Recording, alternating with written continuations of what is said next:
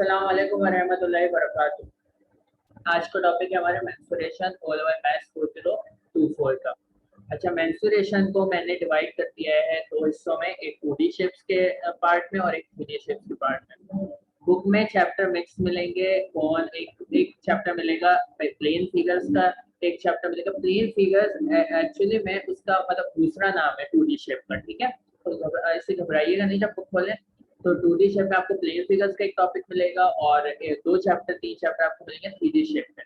तो आज का टारगेट पहली वीडियो का ये है कि 2D शेप में कवर करवा दूं। 2D शेप में आपके सिलेबस में रेक्टेंगल आएगा, स्क्वायर आएगा, ट्राइंगल आएगा, पैरेललोग्राम आएगा, ट्रेपीजियम आएगा, सर्कल आएगा। इसके अलावा कोई और शेप नहीं आएगी। इन 6 के अलावा कोई और शेप नहीं आएगी। हाँ, कॉम्बाइंड शेप्स आ सकती है, कॉम्बाइंड शेप कह लें या कॉम्प्लेक्स शेप कह लें, ठीक है। 3D शेप अभी बाद में बात करते हैं। 3D शेप में आपके cylinder, prism, cube, cuboid, pyramid, cone, sphere, hemisphere, combined shape objects आते हैं, लेकिन इसके बारे में हम नेक्स्ट वीडियो में बात करेंगे।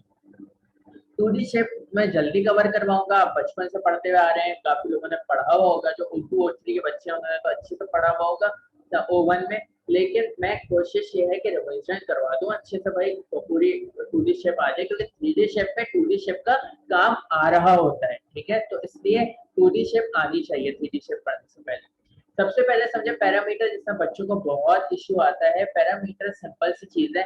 Parameter is the boundary of any object. ये पढ़ लीजिएगा, ये मैंने यहाँ डेफिनेशन लिखी है proper. Parameter is a close path that encompasses surround और outlines either a 2 dimensional shape or a 1 dimensional length, ठीक है।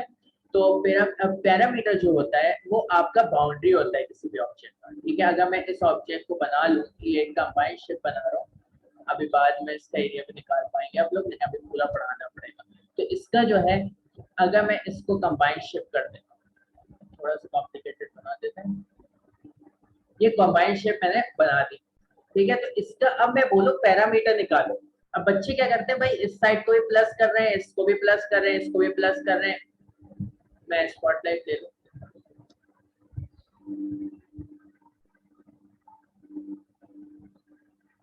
हाँ। बच्चे क्या करते हैं, इसको भी प्लस कर रहे हैं, इसको भी प्लस कर रहे हैं, इसको भी, इसको भी, इसको भी, इसको भी, सारी लेंथ को प्लस करके बैठ जाते हैं। हालांकि ऐसा नहीं करना होता। ये एक शेप बनी हुई है, ठीक है। हो सकता है कोई बच्चों को लग रहा है 3D शेप है। सर नहीं, अभी हम सिर्फ पढ़ रहे हैं इसको 2D शेप को। तो ये 2D शेप ही है, फिलहाल तसव्वुर करेंगे 2D शेप है, ठीक है। मैंने इसलिए ऐसा बनाया है कि समझ आए, लेकिन फिर भी भाई इसमें कंफ्यूजन हो सकती है, तो मैं एक नई शेप बना देता हूँ।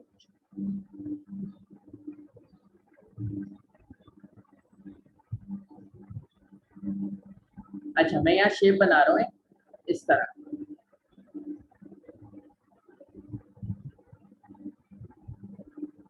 ये मैंने शेप बना दी, ठीक है।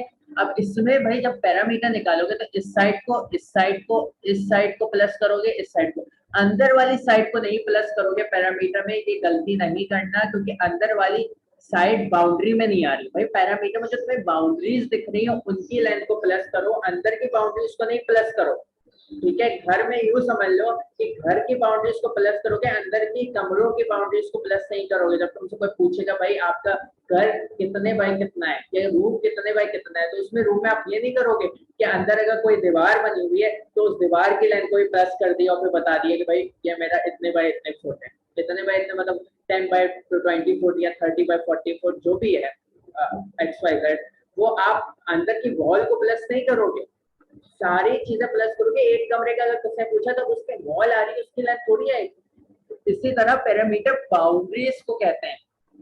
पैरामीटर अंदर के लेंथ वगैरह प्लस नहीं होगी, इस बात का ख्याल रखना, ठीक है। एरिया भाई सिंपल सिंपल फॉर्मूला होता है एरियाज का।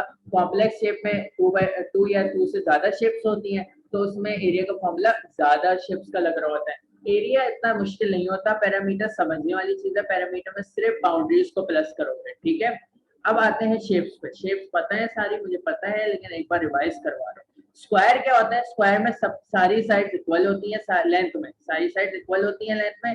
2 सेंटीमीटर ये है तो 2 सेंटीमीटर ये भी होगा, 2 सेंटीमीटर ये भी होगा और 2 सेंटीमीटर ये भी होगा, तभी ये स्क्वायर है। अच्छा, ये जो स्क्वायर, रेक्टेंगल, पैरेललोग्राम और ट्रेपीजियम है ना, ये सारे एक टर्म में लाई करते हैं। मतलब इनके लिए एक स्पेसिफिक टर्म यूज होती है, क्योंकि आपने पॉलीगॉन से पढ़ी होगी। और वन नहीं पढ़ी है तो मेरे पास मेरा लेक्चर है, उससे देख लीजिएगा।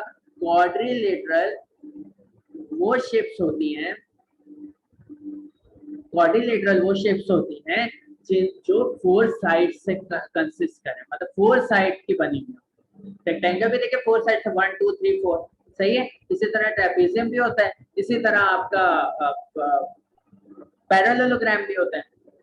तो क्वाड्रिलेटरल 4 साइड से कंसिस्ट करती है, मतलब 4 साइड से बनी हुई कोई भी शेप हो वो क्वाड्रिलेटरल कहलाएगी। इसके अलावा एक और काइट होती है, रोम्बस होता है, ठीक है, लेकिन अभी हमारा वो टॉपिक नहीं है। अच्छा भाई ये हो गया।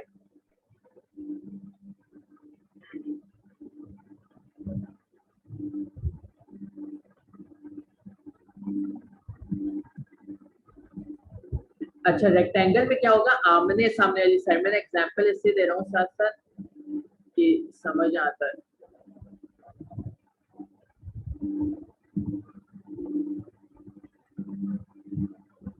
तो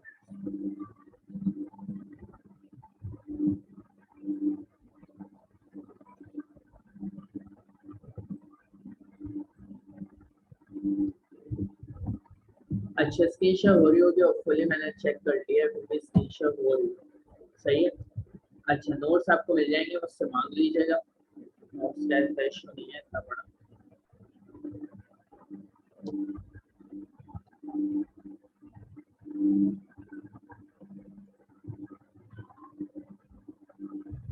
ये मैं रब इसलिए कर रहा हूँ, ये बहुत मैंने एग्जांपल देने के लिए बताया है।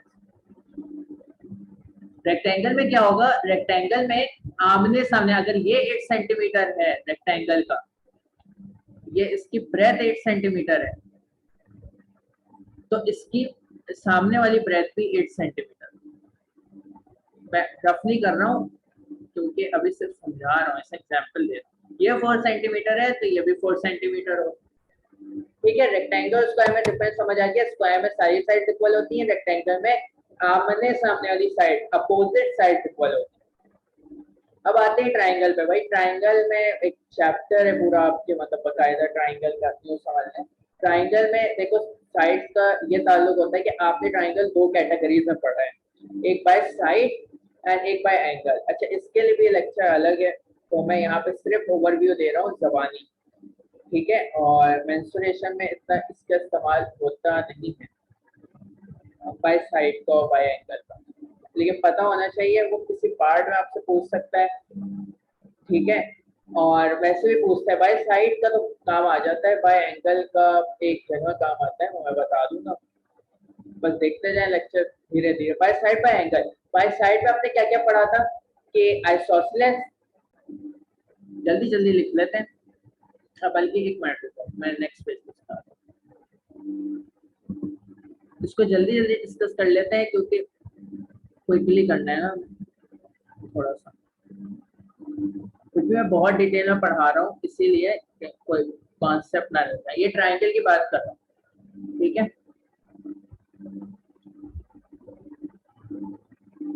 अच्छा ट्राइंगल में हमने पढ़ा था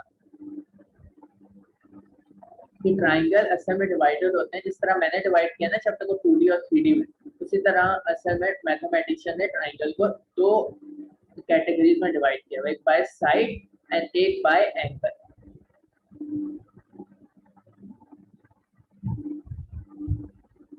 बाय एंगल में देखो एक होता है ऑब्ट्यूज एंगल,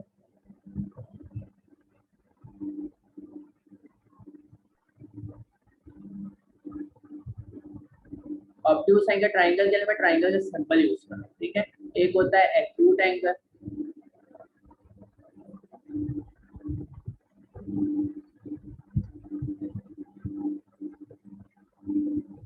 ठीक है। ऑब्ट्यूज एंगल में क्या होगा कि एक साइड 90 से ज्यादा होगा, ठीक है, one side will be greater than 90 degree, इस तरह।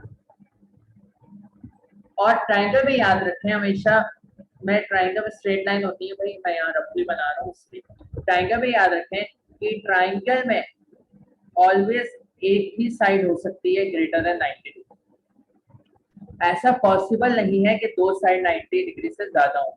इसकी वजह क्या है, अगर एक साइड 90 डिग्री से ज्यादा है दूसरी भी ज्यादा होगी तो ट्राइंगल नहीं बन सकता, वो क्वाड्रिलेटरल बनेगा, 5 साइडेड, 3 साइडेड से ज्यादा ही बनेगा अगर दो हो गई 90 से ज्यादा। ठीक है, एक्यूट एंगल में सारी साइड 90 से कम होगी, मतलब कुछ इस तरह बनता है, आइडियल सिचुएशन बता रहा हूँ। ठीक है, और अगर हम बात करें एक्यूट ऑब्ट्यूस राइट एंगल, तो राइट एंगल भाई ट्रिग्नोमेट्री पढ़ते हैं आप बकायदा, एक पार्ट ऑफ ट्रिग्नोमेट्री है राइट एंगल ट्राइंगल, बहुत बच्चों को पता होगा, बहुत ने अभी ट्रिग्नोमेट्री नहीं पढ़ी है तो ये देख लें। राइट एंगल ट्राइंगल की एक ही शेप होती है इस तरह, ये उल्टी हो सकती है, रोटेट हो सकती है, लेकिन इसी तरह की आइडियल शेप 90 डिग्री। सही है। अच्छा अब बात करें बाय साइड की,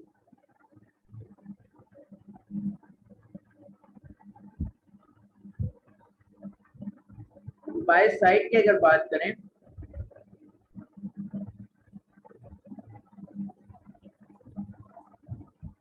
ये बहुत रफली बता रहा हूँ ताकि एक पढ़ने से पहले, स्केलिन क्या होता है भाई, स्केलिन ट्राइंगल में आपकी ट्राइंगल की सारी साइड्स डिफरेंट होती है, मतलब ये 4 है तो ये 3 होगा, ये 2 होगा, ये 7 4 2 होगा, कोई भी साइड इक्वल नहीं होगा लेंथ में ना एंगल में। अच्छा इसके अलावा फिर आता है इक्विलेटरल, इक्विलेटरल स्केलिंग का बिल्कुल अपोजिट होता है, इस तरह भी याद रख सकते हैं इक्विलेटरल। ठीक है, इक्विलेटरल ट्रायंगल में क्या होता है कि तीनों साइड इक्वल होती है, रट्टा नहीं मारना है किसी भी चीज का, समझ समझ के करेंगे, मैथ्स को जो वो बहुत अच्छा सिलेबस है। इसकी तीनों साइड इक्वल होगी, डैश से मैं रिप्रेजेंट कर रहा हूँ इक्वल, और तीनों एंगल भी इक्वल होंगे, मतलब मैं कह दूं ये ए साइड है, ये बी साइड है, तो ये सी है, तो साइड ए की लेंथ बराबर होगी साइड बी की लेंथ के, साइड बी की लेंथ बराबर होगी साइड सी की लेंथ के, और हम एंगल में भी कह सकते हैं एंगल ए बराबर होगा एंगल बी के, एंगल बी बराबर होगा एंगल सी के। अच्छा आखिरी टाइप आती है आइसोसेलेस की, आइसोसेलेस में क्या होता है भाई,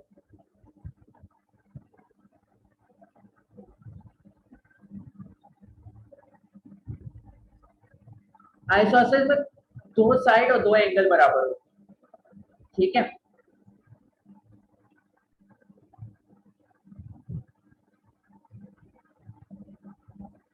बता गए ये दो साइड बराबर है ना, तो ये दो एंगल बराबर, इसी तरह अगर ये दो साइड बराबर है ना,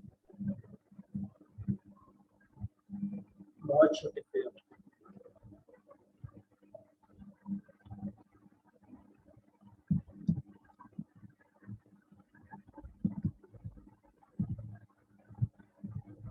अच्छा ये दो साइड अगर इक्वल है ना इसके, तो ये दो एंगल बराबर। ठीक है, होपफुली ये समझ आ गया होगा, ये रफ वर्किंग में मैंने कर दिया, लेकिन मैं ये डिलीट नहीं कर रहा हूँ जस्ट इन केस की कोई इश्यू हो। अच्छा एक मिनट रुको, मैं जरा ये लैपटॉप कनेक्ट कर, 2 मिनट से।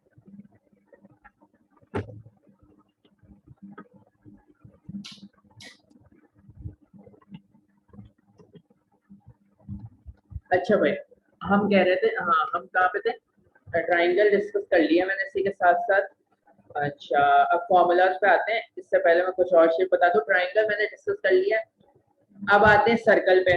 सर्कल भाई, सर्कल का ये याद रखिएगा मेंसुरेशन में ये बहुत काम आता है कि सेंटर से कोई भी लाइन जाती है सरकमफ्रेंस तक, उसे टच करती है, स्ट्रेट लाइन होती है।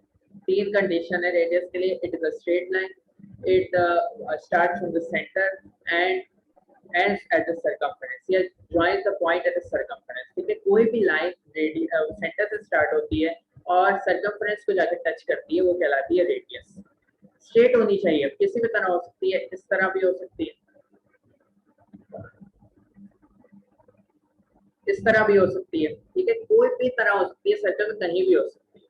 और डायमीटर क्या होता है कि स्ट्रेट लाइन होती है जो सर्कमफ्रेंस को दो जगह से टच कर रही होती है, किसी भी दो जगह से स्ट्रेट लाइन होती है, इस बात पे एम्फोसिस करें कि स्ट्रेट लाइन होती है, दो जगह से टच कर रही होती है सर्कमफ्रेंस को, और सेंटर से पास हो, ये बात याद रही, ये डायमीटर कहलाता है। हमेशा याद रखें ये एक रिलेशनशिप होता है रेडियस और डायमीटर में कि दो आर मतलब 2 मल्टीप्लाई डायमीटर जो होता है वो रेडियस का डबल होता है। मैं यहाँ छोटा सा लिख देता हूँ, हम अपने पूरे मेंसुरेशन के लेक्चर में इंशाल्लाह डायमीटर को डी से रिप्रेजेंट करेंगे और रेडियस को r से रिप्रेजेंट करेंगे। आपको समझ जाना है कि ये p है, d stands for diameter and r stands for radius. ठीक है, तो diameter d is equal to 2r, ये बता दिया भाई। ये अगर भूल जाए तो ये भी समझ सकते हैं, यहाँ से लेके देखें, यहाँ से लेके यहाँ तक रेडियस है और यहाँ से लेके यहाँ तक रेडियस है, 2r मिलके बना रहे हैं डायमीटर। तो अगर डायमीटर 10 दिया हुआ है तो रेडियस 5 होगा, रेडियस 7 दिया हुआ है तो डायमीटर 14 होगा।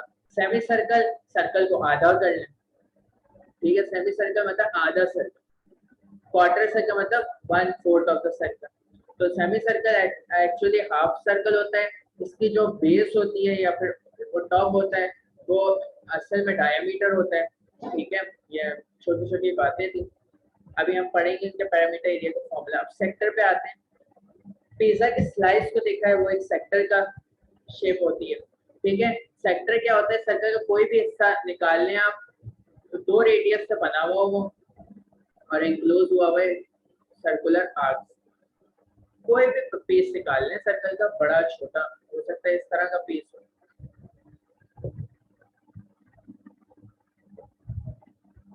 या असल में सेक्टर का मसला ये मैं यहाँ बना नहीं सकता है, जब क्वेश्चन में आएगा तो और समझ आ जाएगा। बहरहाल मैं बता रहा हूँ, कोशिश है नहीं, यहाँ नहीं बनेगा, जब सवालात आएंगे ना तो बता दूंगा। और ये भाई खासा बात समझ आएगा कि पिज्जा की कोई भी अच्छा सेक्टर में कुछ चीजें होती हैं, उन्हें देखना है। सेक्टर के हमेशा ये जो 2 लाइंस होंगी they will always be the radius, मतलब रेडियस ही होंगी, इक्वल होंगी लेंथ में, रेडियस है और इक्वल होंगी लेंथ में। ठीक है, जैसे मैंने यहाँ लिखा है, कोई भी सेक्टर उठा लें, एक्स वाई जेड, कोई भी सेक्टर, हाँ ये देखिए सेक्टर बन गया, कोई भी सेक्टर, तो इसकी दोनों ये लेंथ में बराबर होंगी क्योंकि ये रेडियस होगा, जरूरी है ये रेडियस हो तभी सेक्टर होगा। और ये जो है इसका आर्क होगा, जो सर्कुलर लेंथ आ रही होगी ना वो आर्क होगी। ठीक है, और सर्कुलर आर्क भी कह सकते हैं, आर्क भी कह सकते हैं, मर्जी है आपकी। और इसके बीच में जो दोनों रेडियस के बीच एंगल बन रहा होगा दैट विल बी थीटा। अच्छा, इसको शेप को जरा उस तरह नहीं ले लीजिएगा, मैं एक और शेप बना सकता है, इस तरह का भी हो सकता है। ये थोड़ा सा टिपिकल है पर बनाना, देखने में कोशिश करूँ।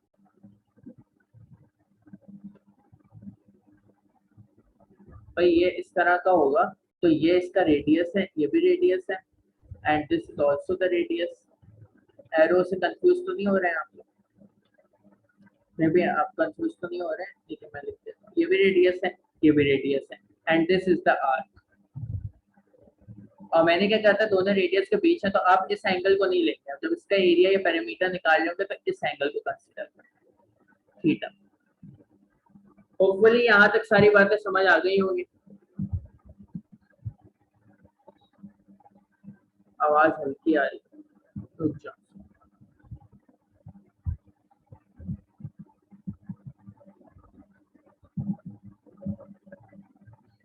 अच्छा आगे चलते हैं।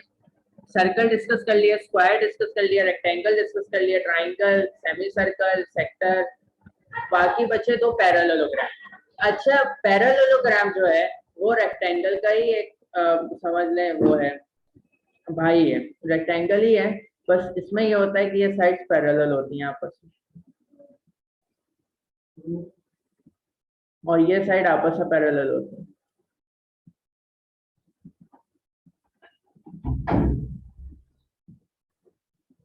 ठीक है, ट्रेपीजियम में एक फर्क आ जाता है, पैरेललोग्राम की तरह ही होता है, लेकिन फर्क क्या आ जाता है कि इसमें अगर ये साइड्स पैरेलल है ना आपस में, तो ये साइड्स नहीं होंगी आपस में, जिसमें मैं टिक लगा रहा हूँ that will be not be parallel. ठीक है, ट्राइपीजियम की हाइट किस तरह की होती है, बिल्कुल 90 डिग्री पे जाके मिलती है साइड, ये हाइट होगी।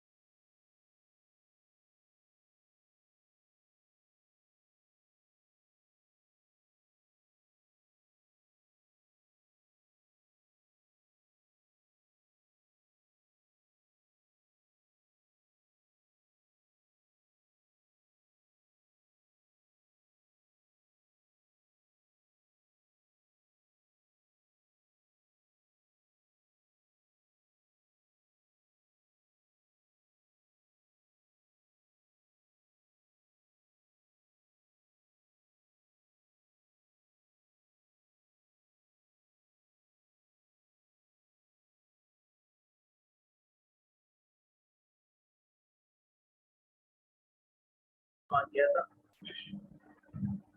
अच्छा तो कंटिन्यू करते हैं।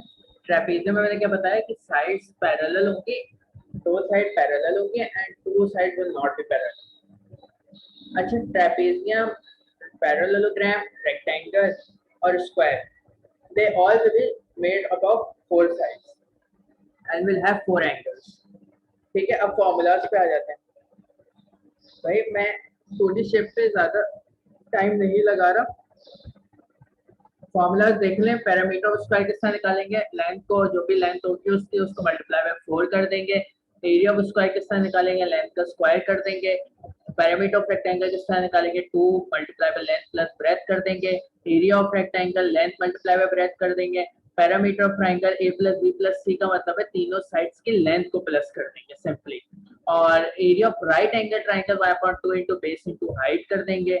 और area of non right angle triangle 1/2 into base into height multiply by sin theta. अच्छा यहाँ पे बच्चे एक गलती करते हैं, अब ध्यान से देखिएगा गलती क्या करते हैं। पहले समझा रहा हूँ नॉन राइट एंगल ट्रायंगल, ये मैंने नॉन राइट एंगल ट्रायंगल बना दिया और एक राइट एंगल ट्रायंगल बना देते हैं।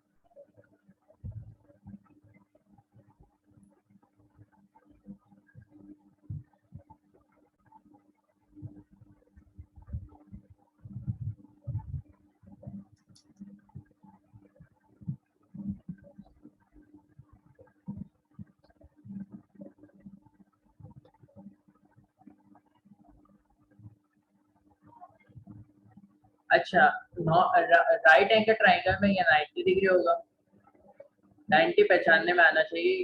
वो लेवल के स्टूडेंट्स हैं 90 पहचान ले, पहले देखते ही एंगल को पहचान लेना चाहिए 90। अच्छा इसकी बेस और हाइट बच्चे क्या करते हैं, इसको हाइट ले लेते हैं, हाइपोटेन्यूज उनके दिमाग में चल रहा होता है और इसे बेस ले लेते हैं, या इससे नहीं इससे बेस ले लेते हैं। भाई ये रॉन्ग है, इसकी बेस और हाइट ये वाली बेस और हाइट है, एरिया का इससे कोई ताल्लुक नहीं है। राइट एंगल ट्रायंगल का जब एरिया निकाल रहे हैं ना तो इस वाली साइड से कोई ताल्लुक नहीं। अच्छा नॉन राइट एंगल ट्रायंगल में देख ले, कोई भी जो आप दो साइड्स को बेस और हाइट ले रहे हैं, कोई भी दो साइड्स को बेस और हाइट ले रहे हैं, उनके बीच का एंगल थीटा हो, मतलब साइन थीटा की जगह ना आप ये वाला थीटा रखें। बात समझ आई? तो मतलब आप दो कोई से भी साइड ले लें नॉन राइट एंगल ट्रायंगल की, उन्हें मल्टीप्लाई करते हैं और जो थीटा लेंगे उनके बीच का एंगल जो बन रहा है दैट विल बी थीटा। और मैंने बता दिया राइट एंगल ट्रायंगल में हाइपोटेन्यूज नाम का जो चीज होती है उसका कोई ताल्लुक नहीं होता एरिया निकालने से, ठीक है। अच्छा इसमें भी बेसिकली वही फॉलो हो रहा होता है 1/2। राइट एंगल में आपने ये पढ़ा है ना, ये होता है एरिया का फॉर्मूला, असल में तो ये यहीं से निकला है 1/2 base into height into sine theta. मैं लॉजिक्स एक्सप्लेन कर देता हूँ। भाई अब क्या करते हैं आप लोग, 1/2 इनटू बेस इनटू हाइट, आपको ये शॉर्ट बताया गया है क्योंकि साइन और मैंने क्या बोला, कोई भी दो साइड लेते हैं उनके बीच का एंगल, तो साइन 90 एक्चुअली बराबर होता है 1 के, और 1 से कोई भी चीज मल्टीप्लाई होती है वो वैसी रह जाती है, तो साइन 90 1 हो गया और ये बेस इनटू हाइट बचता। तो ये भी यही से आ रहा है, बेसिक फॉर्मूला तो यही है ट्राइंगल का। अब आप लोग जब इसको हाइट ले लेते हैं, जो अब मैंने लिखी है, मैं सी से हाइट को लिख रहा हूँ जो आप लोग ले लेते हैं, तो आपको फिर इसका होता है ये वाला एंगल लेना चाहिए, लेकिन आप एंगल 90 ले रहे होते हैं और इन दोनों को मल्टीप्लाई कर रहे होते हैं, तो इसलिए रॉन्ग हो जाता है। लेकिन ट्रिग्नोमेट्री में आप लोगों ने डिटेल में पढ़ा होगा ये, तो होपफुली इसलिए मैं इस पे इतना टाइम नहीं लगा। अच्छा अब पैरामीटर ऑफ ट्रायंगल हो गया, area of non right angle triangle और area of right angle triangle हो गया, area of circle pi are square है। पाई की दो वैल्यूज होती हैं भाई, एक पाई होता है 3.142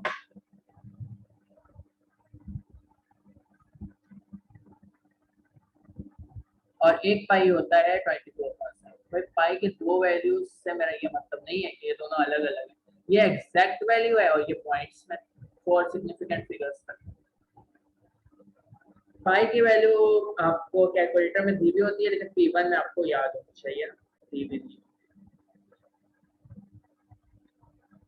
अच्छा मैं जो है पाई की वैल्यू नीचे लिख दूँ, याद दिला दीजिएगा तो। पैरामीटर हो गया सरकमफ्रेंस ऑफ सर्कल। अच्छा पैरामीटर भी एग्जाम में यूज कर सकता है वर्ड, और सरकमफ्रेंस भी यूज कर सकता है, या फिर बाउंड्री ऑफ सर्कल भी यूज कर सकता है। तो इसका फॉर्मूला होता है 2 पाई आर। अच्छा पाई डी किस तरह निकला, 2 पाई आर को आप इस तरह भी लिख सकते हैं, 2 R multiply by pi, 2r multiply by pi. ठीक है, तो 2r इसमें बराबर होता है डायमीटर के।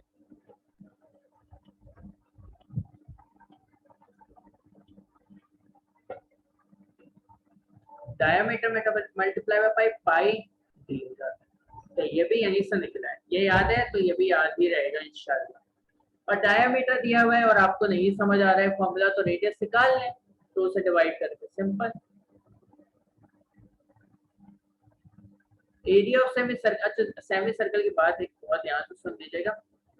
एरिया ऑफ सेमी सर्कल तो आपने हाफ कर लिया। बच्चे क्या करते हैं कि पैरामीटर जब सेमी सर्कल निकाल रहे होते हैं 2 पाई आर और धड़ाम से 2 से डिवाइड किया, पाई आर आया, भाई ले धड़ाधड़ इस पे पैरामीटर निकाल लिया।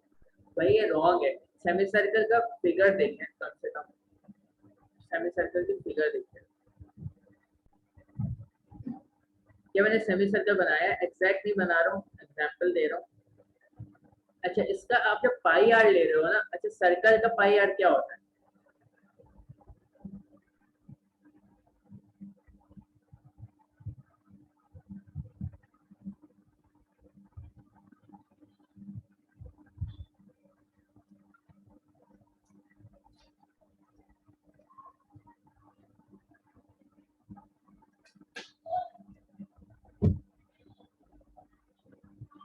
अच्छा अब क्या होता है, मैं सेमी सर्कल बनाया है और एक आपका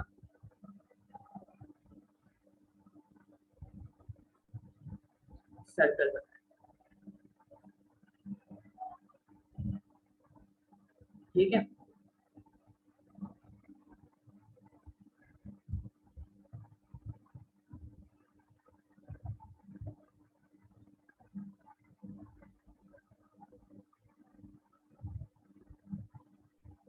जब आप 2 पाई आर निकाल रहे होते हो तो ये बाउंड्री आपको ब्लू कलर की जो लाइन से बाउंड्री दिख रही है वो निकलता है 2 पाई आर से। ठीक है, अब आप क्या करते हो, आप इसका हाफ करते हो, ठीक है। तो अब जब इसका हाफ कर रहे हो ना, मैंने एक चीज और कोशिश कर रहा हूँ कि कन्वे कर दूं मैं ऐसे जितना अच्छे से कर सकता हूँ, आप लोग को समझ आ जाए चीज। एक चीज और कर देते हैं इसको समझने के लिए।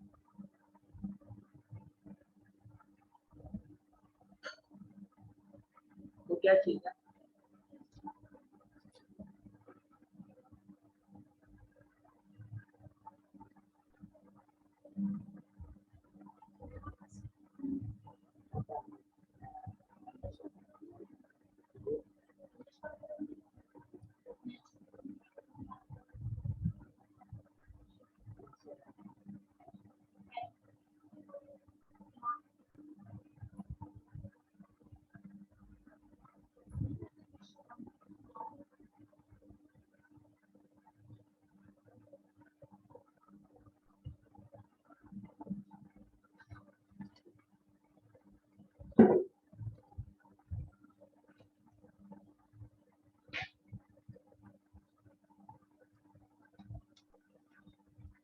अच्छा जब आप पाई आर कर रहे हैं तो आप असल में ये वाली लाइन कर रहे हैं, मैं जो ग्रीन कलर से ओवरलैप कर रहा हूँ ना लाइन, वो नहीं आ रही, वो थोड़ी आ रही है। अब इसके लिए आपको प्लस करना पड़ेगा डी से, क्योंकि ये डायामीटर है ना। ये जब हमने ब्रेक किया था इसे 20 से, तो सेमी सर्कल तभी हुआ था ना जब ये 20 से डायामीटर से ब्रेक हुआ था ये, तो डायामीटर ये प्लस होगा। तो मैंने यहाँ इसलिए लिखा है perimeter semi circle pi R plus D, या पाई आर प्लस 2r, तो डी की जगह आप रिप्लेस कर दें तो पाई आर प्लस 2r भी कहीं कहीं लिखा हुआ है फॉर्मूला, तो वो भी कोई चीज नहीं होती, बस डी की जगह वो 2r लिख देते। ठीक है, ये बात समझ आ गई, यहाँ तक कोई इश्यू तो नहीं है।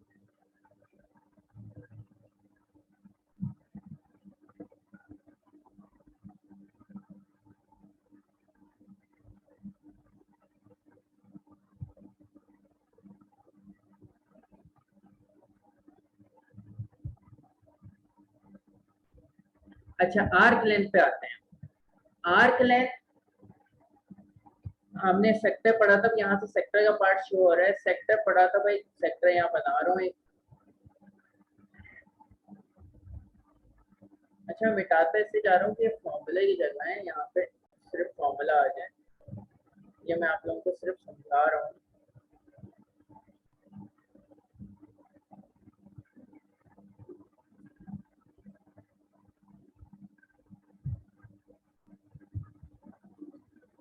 हाँ ये सेक्टर है। अच्छा सेक्टर में मैंने क्या बताया था कि दोनों ये रेडियस होते हैं, ये भी रेडियस होगा, ये भी रेडियस होगा, and this is the theta.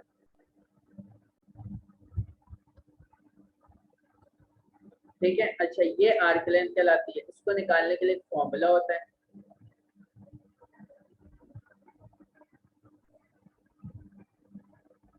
इसको निकालने के लिए फॉर्मूला होता है theta upon 360 2 pi are.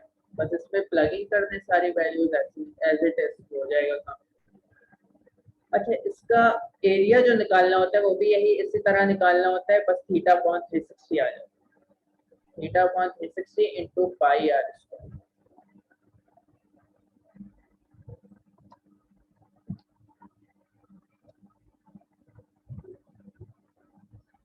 Theta upon 360 pi are square आ जाता है। सही है। अच्छा आर एरिया ऑफ सेक्टर निकल गया और पैरामीटर ऑफ सेक्टर निकल। अच्छा पैरामीटर ऑफ सेक्टर किस तरह निकालेंगे? पैरामीटर में क्या क्या चीजें आ रही हैं अब मेरे ख्याल से आ गया होगा, देखना ये रेडियस आ रहा है, बाउंड्रीज में देखें बाउंड्रीज में क्या क्या आ रहा है, एक रेडियस आ रहा है, एक और रेडियस आ रहा है, एंड दिस आर्क लेंथ। तो आर्क लेंथ की जगह आर्क लेंथ का फॉर्मूला पुट करते मैंने ए डॉट एस से लिखा है, बस देख लें यहाँ पे मैंने सारा लिखा हुआ है फॉर्मूला, फॉर्मूले समझ आ जाएंगे इंशाल्लाह। Then we will. अच्छा मैं यहाँ सेक्टर बना रहने दे रहा हूँ ताकि मसला, सेक्टर की एक्यूरेट डायग्राम नहीं बना सका लेकिन इसलिए कि वो बन नहीं सकती, यहाँ पे बनाने में टाइम लगता है, मैं नहीं चाह रहा टाइम वेस्ट हो।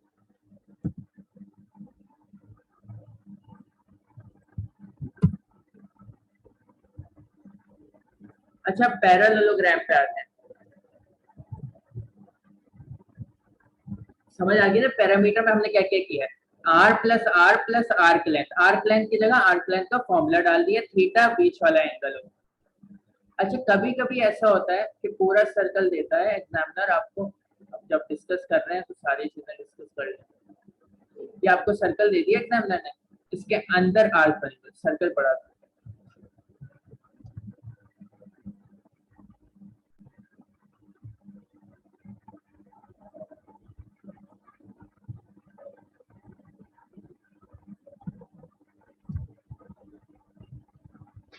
अच्छा यहाँ पे बहुत ध्यान से देखा है, कभी कभी एग्जामिनर इस तरह करता है, सर्कल के अंदर सेक्टर बना हुआ,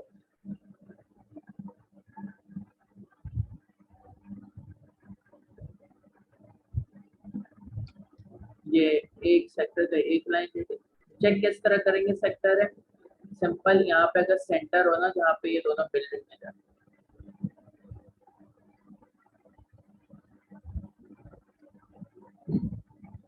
ये दोनों लाइन मिल रही है, यहाँ पे उसका ओ लिखा हुआ है, दिया हुआ है क्वेश्चन में कि ओ इज द सेंटर। सही है। तो आप अगर इस सेक्टर के एरिया को निकाल लें जो मैंने शेड किया ब्लू से, तब तो आप ये रेडियस यूज करेंगे, ये थीटा यूज करेंगे, इसका पैरामीटर और एरिया निकालेंगे। ठीक है। लेकिन अगर आप ये निकाल लें जो मैं ग्रीन से शेड कर रहा हूँ या रेड से कर लेते हैं, रेड से शेड कर रहा हूँ, उस सेक्टर का एरिया निकाल लें, तब वही थीटा इस्तेमाल नहीं होगा जो इसमें इस्तेमाल हुआ था, फिर रेड वाला थीटा इस्तेमाल होगा जो मैं रेड से लिखूँ।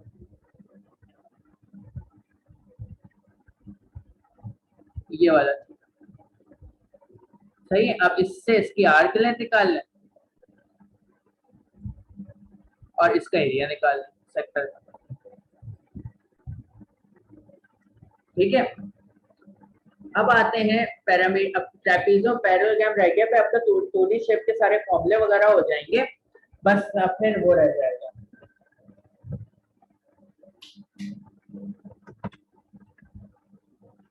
फिर कॉम्प्लेक्स शेप रह जाएगा। मैं असल में डायरेक्ट शो करूंगा कॉम्प्लेक्स शेप से, उससे आपका सब कुछ कवर हो जाएगा, 3D शेप में एक एक डिटेल में लेके चल। आ जाते हैं पहले एरिया ऑफ पैरेललोग्राम पे। अच्छा देखिए पैरामीटर ऑफ पैरेललोग्राम का सेम फॉर्मूला होता है जो उसका होता है रेक्टेंगल का। ठीक है। तो वो याद रहेगा इंशाल्लाह। ये पैरेललोग्राम बनाया, पैरेललोग्राम में मैंने क्या बताया था, इसकी प्रॉपर्टी होती है कि आमने सामने साइड पैरेलल होती है, और रेक्टेंगल में सारे एंगल 90 डिग्री होते हैं, स्क्वायर में भी सारे एंगल 90 डिग्री होते हैं, ये 90 डिग्री नहीं होते। ठीक है, मैं बता दिया, ये आपने एंगल एंड प्रॉपर्टीज में पढ़ा होगा, ठीक है, बता दिया। इसकी लेंथ ये ली, ब्रेथ ये ली, ठीक है भाई, इसका पैरामीटर निकल गया। एरिया में असल मसला है, एरिया को बहुत ध्यान से सुनिएगा। एरिया में मैंने ब्रेथ यूज का लफ्ज यूज नहीं किया, बेस का लफ्ज यूज किया। तो अब बेस को समझ लें, बेस क्या है, बस पैरेललोग्राम का एरिया।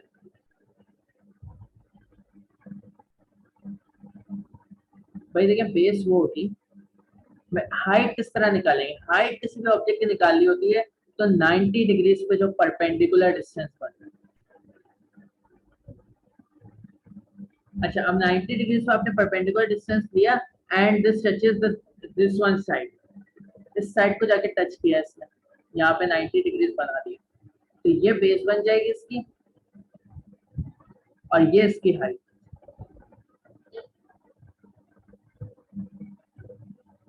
ठीक है, अगर आप ये वाली लेंथ यूज कर रहे हैं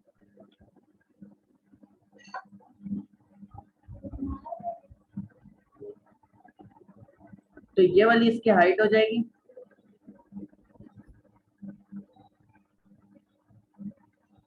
एंड अच्छा हाइट सेम रहेगी कहीं से भी लेंगे, और ये इसकी बेस हो जाएगी जहां पे टच करेगी हाइट जाके 90 डिग्री से। अच्छा, बिल फर्ज इन दोनों हाइट को नहीं लेते और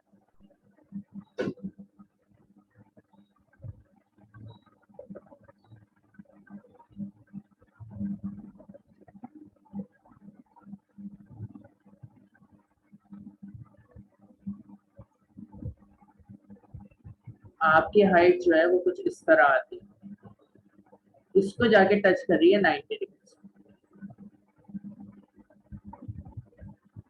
ठीक है, इसको जाके टच कर रही है 90 डिग्री पे, तो ये 90 हो गया, सही है, एग्जैक्ट 90 नहीं बनाया है यहाँ पे, लेकिन 90 डिग्री पे टच कर रही है तो ये 90 हो गया। अब ये इसकी हाइट बन गई एस से जो मैं लिख रहा हूँ, and this will be the base, क्योंकि यहाँ पे जाके टच कर, जहां से स्टार्ट हो रही है वो साइड नहीं होगी बेस, ये बेस। तो 3 केस करवा दिए, इसके अलावा कहाँ से हाइट बनाएंगे, इसके अलावा तो पॉसिबल नहीं है कि आप कहीं से हाइट बनाएं। तो आप इस तरह भी बना सकते हैं, यहाँ से स्टार्ट हो यहाँ पे एंड हो, तो बिल्कुल इसका उल्टा हो जाएगा, मिरर शेप की तरह। अच्छा, अब ट्रेपीजियम पे आते हैं। ट्रेपीजियम भी बहुत इजी है, ट्रेपीजियम की एक शेप बना रहा हूँ, उससे बता दूंगा सब कुछ।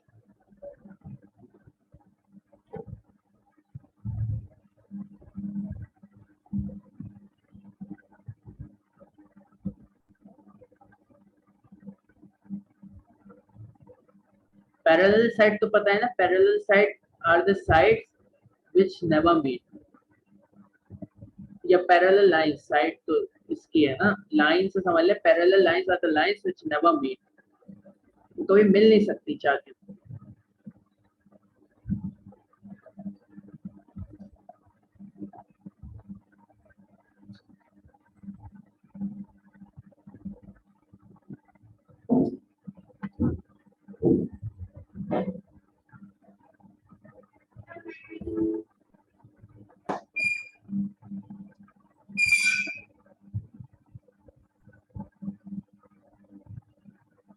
अच्छा, इसकी हाइट कितना है, इसकी हाइट भी सेम पैरेललोग्राम की तरह बनी, 90 डिग्री पे जाके मीट करें। मैं लाइन बना देता हूँ प्रॉपर। अच्छा, अक्सर यहाँ पे ट्रिक भी इस्तेमाल हो जाता है, ट्रिग्नोमेट्री।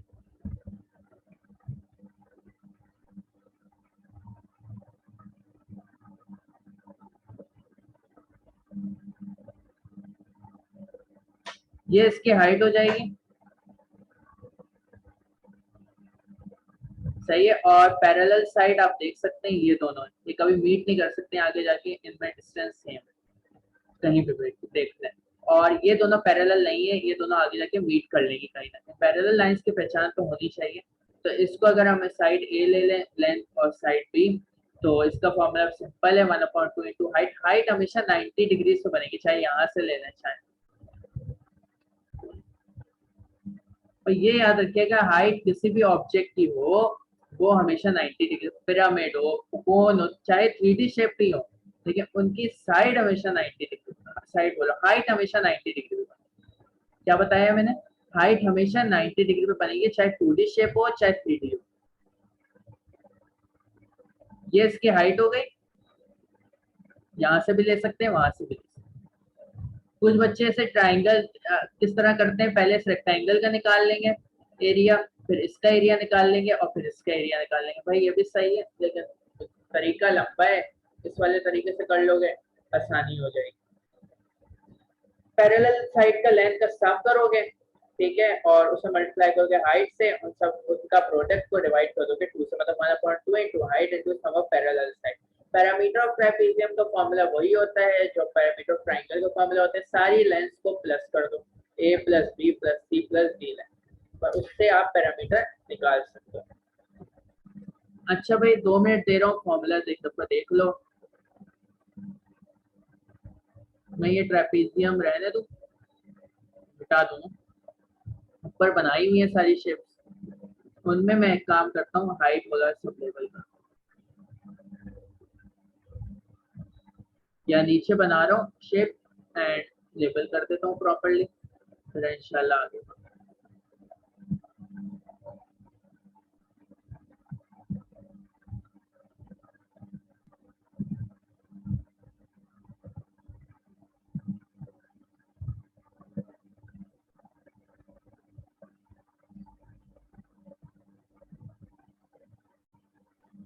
इसको रहने देते हैं, सेक्टर के भाई रहने दे रहा हूँ, सेक्टर बनाना बहुत मुश्किल है बात। यहाँ पे आप लोग तो कॉपी पे बना लेंगे सीधा सीधा, यहाँ पे बनाना। अच्छा मैं for the sake of your एक काम करता हूँ, ऊपर सब चीजें कर रहा हूँ जो बेस और हाइट बताई है ना आपको, मैं पहले सेट तो लेबल कर दी थी, हाइट इसकी बता दी, and this will be their parallel side, A और बी से लिख रहा हूँ, ठीक है। अच्छा इसके बारे में ये मैं बताया है जो लिख रहा हूँ, एक तरह से बता रहा हूँ, 3 तरीके से आपको बताया हाइट किस किस तरह है।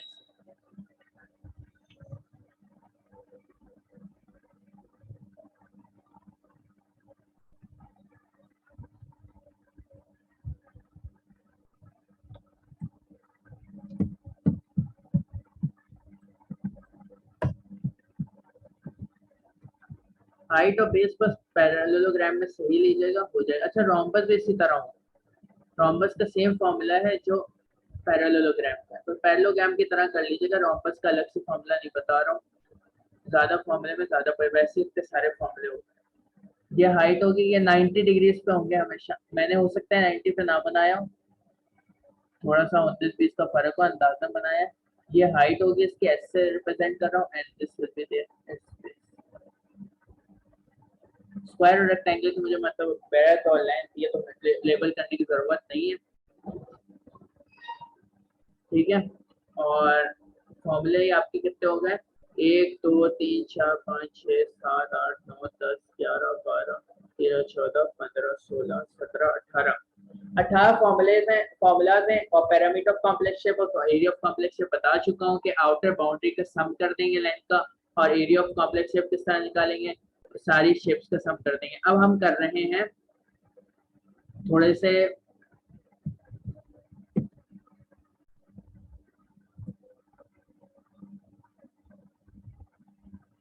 क्वेश्चन, डायरेक्ट मैंने बोला था कॉम्प्लेक्स शेप से चलूंगा, इंशाल्लाह समझ आ जाए। इसका एरिया निकालना है, पहले एरिया निकाल,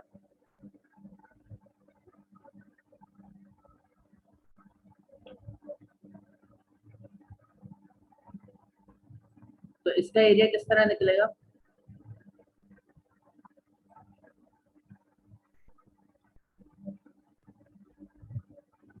पहले इसमें शेप्स बना लें कि कौन, ये शेप आपको तो नहीं, कॉम्प्लेक्स शेप है इसमें बहुत सही चीज है। अच्छा शेडेड रीजन का एरिया निकालना है, ठीक है, तो शेप पे पहले तोड़ दें इसे, कैसे शेप पे तोड़ सकते हैं, एक शेप ये कर दें इसकी, ये एक रेक्टेंगल बन गया, रेक्टेंगल ए, ये एक रेक्टेंगल बना दो उसको भाई,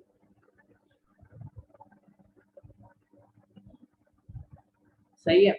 और एक काम ये करो, इसको एक रेक्टेंगल बना दो। नहीं नहीं, इसको रेक्टेंगल नहीं बनाओ, हाँ बल्कि हाँ सही है, सही है। इसे एक रेक्टेंगल बना दो, ये रेक्टेंगल बी हो गया।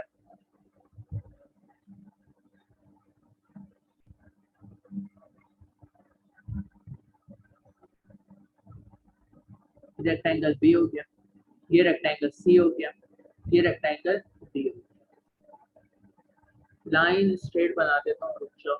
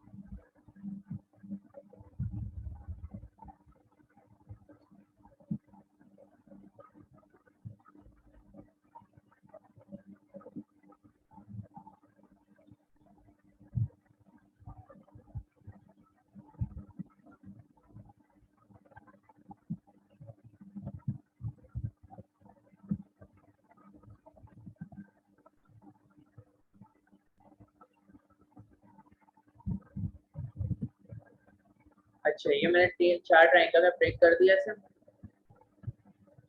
अब जल्दी से इसका निकाल लो एरिया ऑफ। अच्छा, इसको हम इसे क्या देते हैं, ई। जो अनशेडेड है ना, उसे मैं कह रहा हूँ ई, रेक्टेंगल ई। तो अब इसे कर लो। अब मैं क्या करूँगा,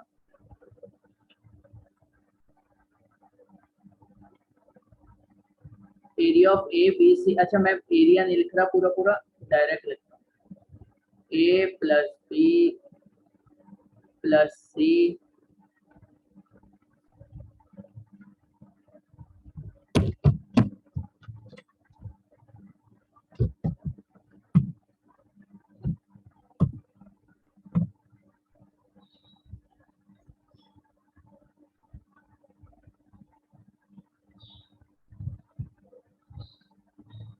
प्लस बी प्लस सी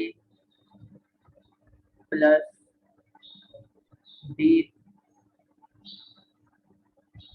और माइनस कर दो इससे ट्राइंगल ई का, तो शेडेड पता चल जाएगा।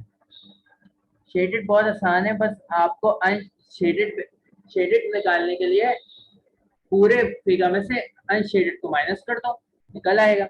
तो इस वाले ट्राइंगल, अब रेक्टेंगल को देखते हो, ट्राइंगल नहीं रेक्टेंगल को। इस रेक्टेंगल की लेंथ और ब्रेथ क्या है, 9 और 35 सेंटीमीटर। तो 9 मल्टीप्लाई बाय 35 करोगे, इसका एरिया निकल आएगा।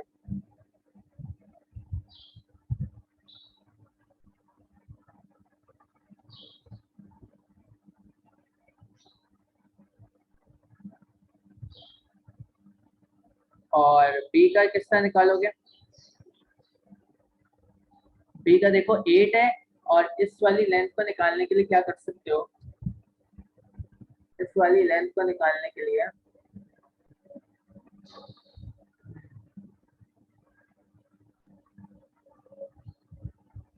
अच्छा एक मिनट रुको, ये 20 है, हाँ सही है सही है, ये 20 है और ये फिर 15 होगा।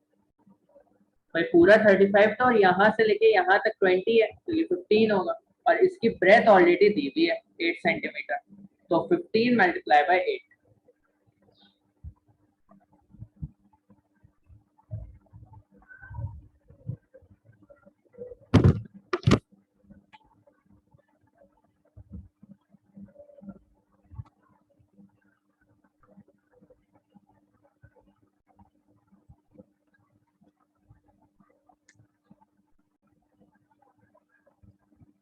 अच्छा अब सी की बारी है, सी को देखते हैं भाई।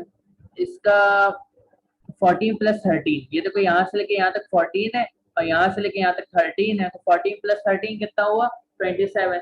तो 27 इसकी लेंथ हो गई और 7 सेंटीमीटर इसकी ब्रेथ हो गई, तो 27 मल्टीप्लाई बाय 7।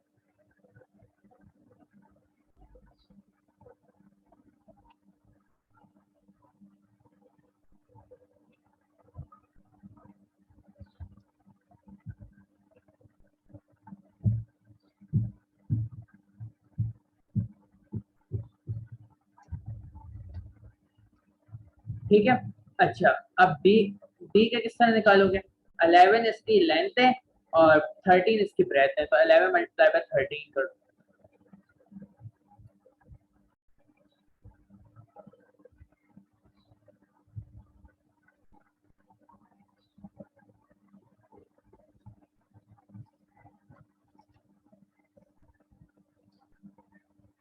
ठीक है, 11 मल्टीप्लाई बाय 13 कर दिया और माइनस कर दो इसमें से अनशेडेड 9 मल्टीप्लाई बाय 12, रेक्टेंगल का एरिया जो कि ई है।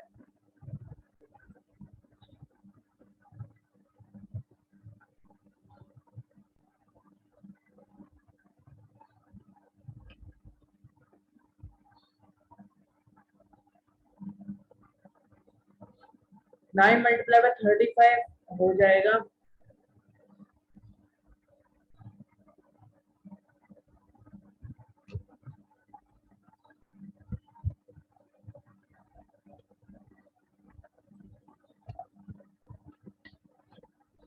नाइन मल्टीप्लाई बाय 35 होगा 315।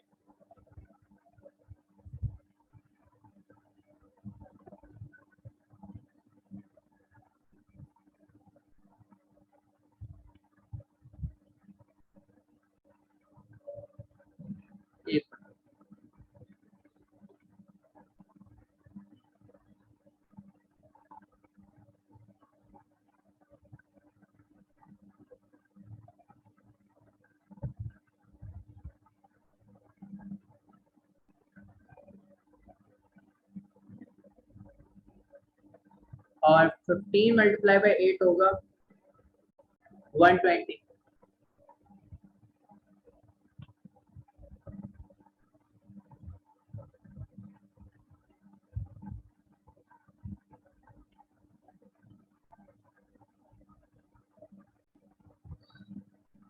सही है। अच्छा एक मिनट रुकना,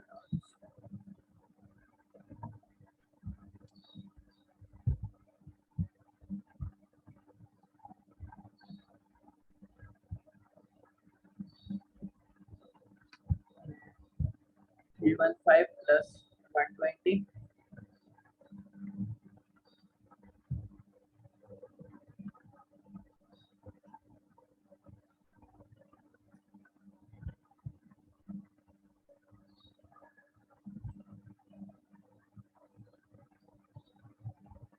प्लस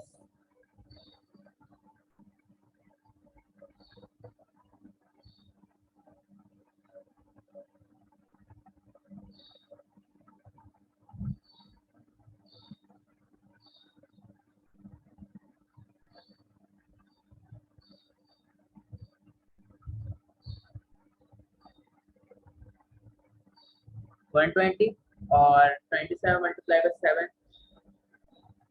हो गया 189 प्लस 189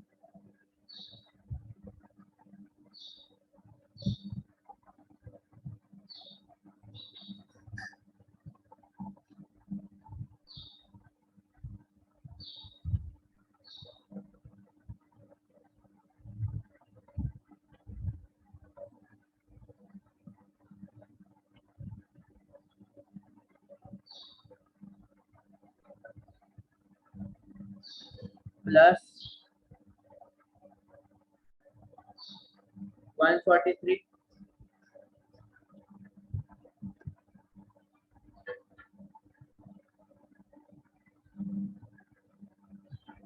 माइनस कर दो इसमें से 108। अभी डायरेक्ट कैलकुलेटर में डाल दो, इतना तो हो सकता है डायरेक्ट कैलकुलेटर।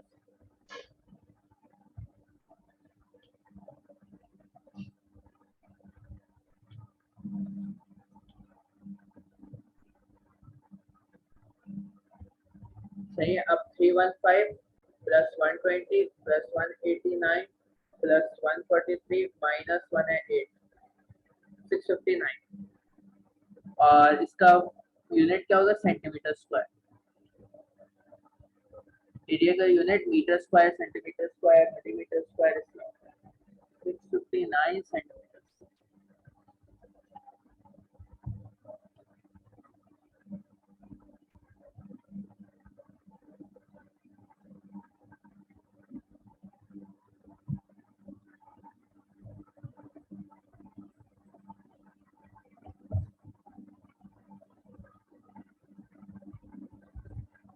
ठीक है, यहाँ तक बात समझ आ गई। एक और क्वेश्चन करते हैं।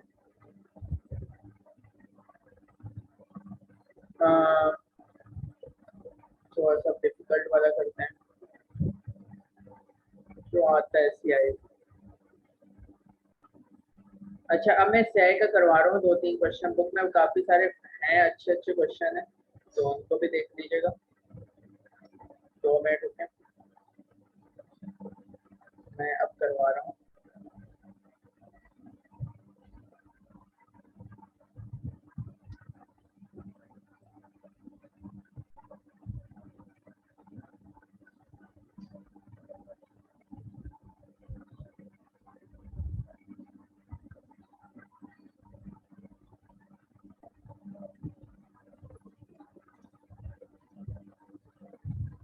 अच्छा, 5 रुपए से करवा रहा हूँ, जल्दी से इंशाल्लाह हो जाए।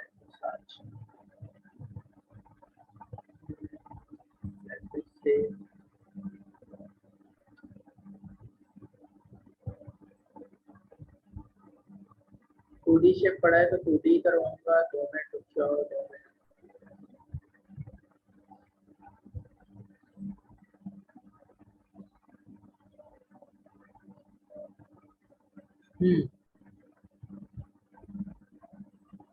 अच्छा,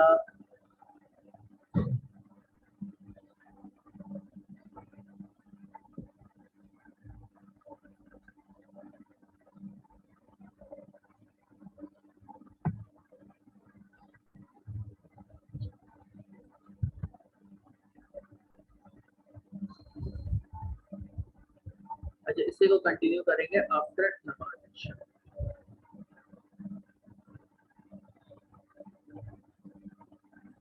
ये वाला क्वेश्चन करेंगे इंशाल्लाह, लेकिन आफ्टर नमाज।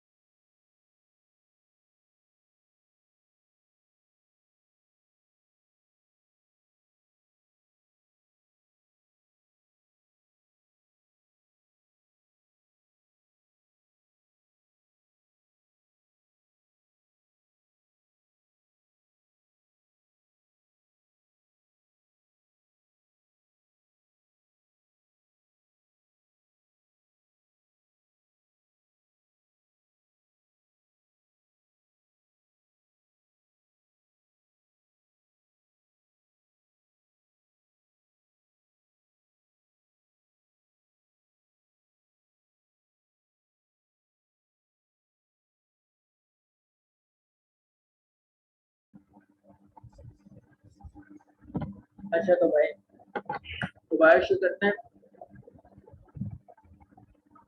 हम कहाँ पे थे? मैंने सारे फॉर्मूले आप लोगों को करवा दिए थे, एक बुक का छोटा सा सवाल करवा दिया था फॉर डेमो। अब ये करवा रहा हूँ, ठीक है। इसको मैं अभी दिख नहीं रहा होगा, 2 मिनट रुके, थोड़ा सा और। अब दिख रहा होगा होपफुली। भाई मैं बता देता हूँ, थोड़ा सा ब्लर हो रहा है।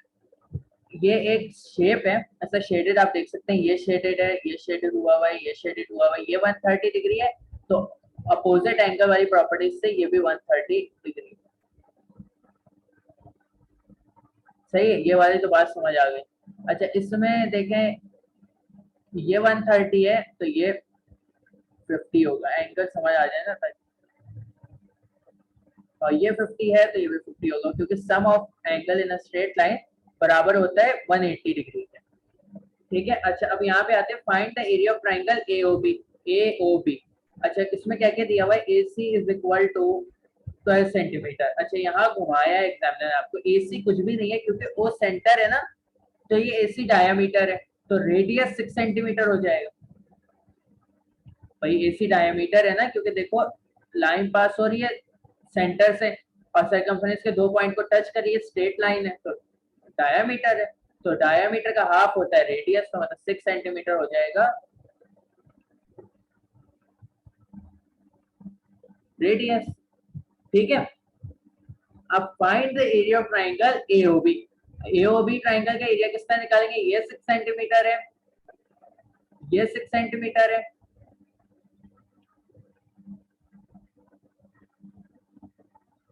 तो ये भी 6 सेंटीमीटर होगा। यूनिट्स का खास ख्याल रखिएगा doing this type of question. अच्छा अब एरिया ऑफ ट्राइंगल AOB मैं किस तरह लिख रहा हूँ, छोटा छोटा लिखने की कोशिश कर रहा हूँ। एरिया ऑफ, इसी तरह का आपके पेपर में भी आता है, इसी तरह का गैप दिया हुआ होता है, आपको आंसर निकालना। एरिया ऑफ ट्राइंगल, ट्राइंगल बना रहा हूँ छोटा सा, आप पेपर में लिख लीजिएगा पूरा ट्राइंगल। वैसे इसके मार्क्स नहीं होते, डायरेक्ट करना शुरू भी कर देंगे, स्टेप समझने लायक होंगे तो आपको मार्क्स पूरे मिलेंगे।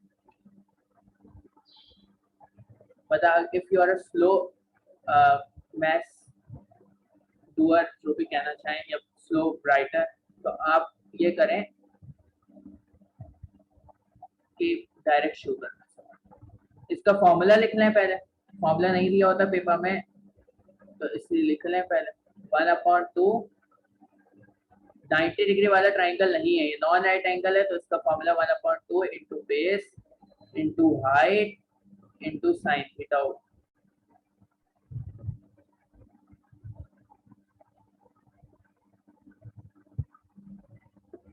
साइन, 2 मार्क्स से सवाल है, 1 मार्क्स सॉल्यूशन के, तो सॉल्यूशन में 2 स्टेप से ज्यादा नहीं कीजिए। 1/2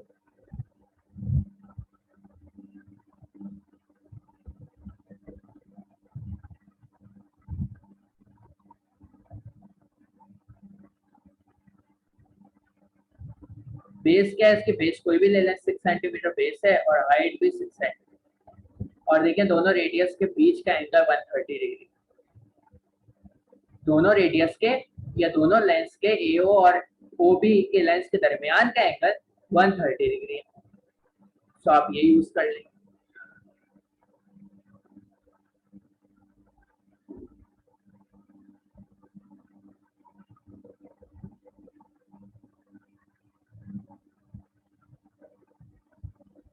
इसका आंसर आ जाएगा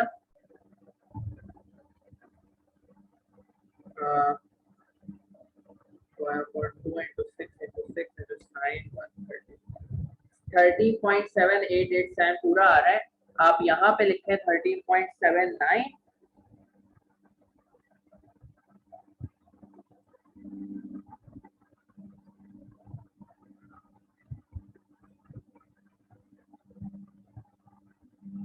सेंटीमीटर स्क्वायर,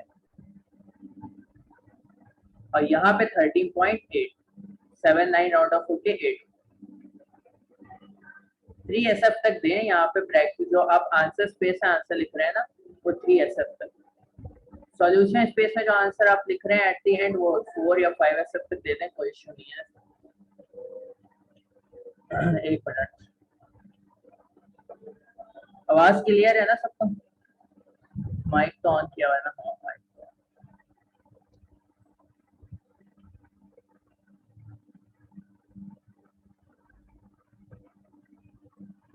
ठीक है, तो ये हो गया आपका ये वाला सवाल। अब find the area of sector AOD बोल रहे हैं, AOD, देखते हैं भाई सेक्टर AOD, बहुत आसान सवाल है। एरिया ऑफ सेक्टर का फॉर्मूला क्या बताया था, एरिया ऑफ सेक्टर का फॉर्मूला बल्कि एक कर दूंगा, area of sector, area of sector यही से उतार लेते हैं ना, parameter of semi circle area.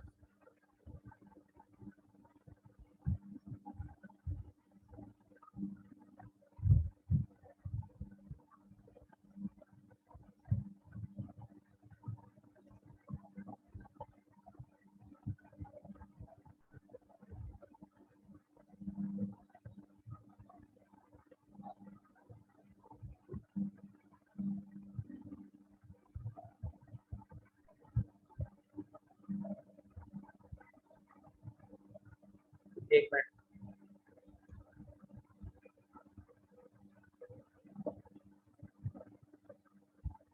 अच्छा भाई मैं यहाँ पे कॉपी कर रहा हूँ।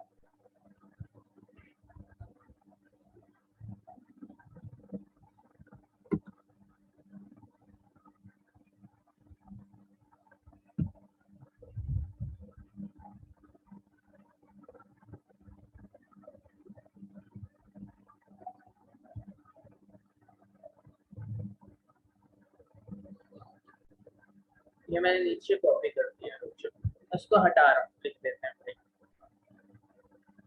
Area of sector AOB AOD किस तरह निकालोगे? एरिया ऑफ, एक लाइन में फॉर्मूला लिख लो ताकि आसानी हो। मैं ये रिकमेंड करूंगा अगर तुम, आपकी तैयारी इतनी अच्छी है।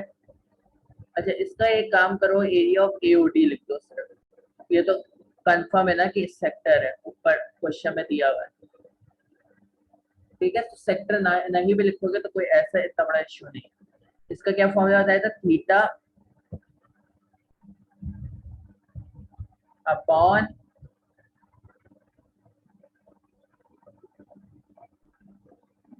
Three 360 pi are square. अब यहाँ पे सारी वैल्यूज प्लग इन। थीटा कौन सा होगा? जो रेडियस के दरमियान में एंगल बन रहा है। एओडी सेक्टर पहले देख लो, एओडी बन रहा है और 50 डिग्री हमने ऑलरेडी कर लिया था। ये स्ट्रेट लाइन है ना पीटी, तो यहाँ पे बीओए एंगल का और एओडी का सम 180 होगा, तो 180 में से 130 माइनस कर तो 50 डिग्री आंसर आ जाएगा।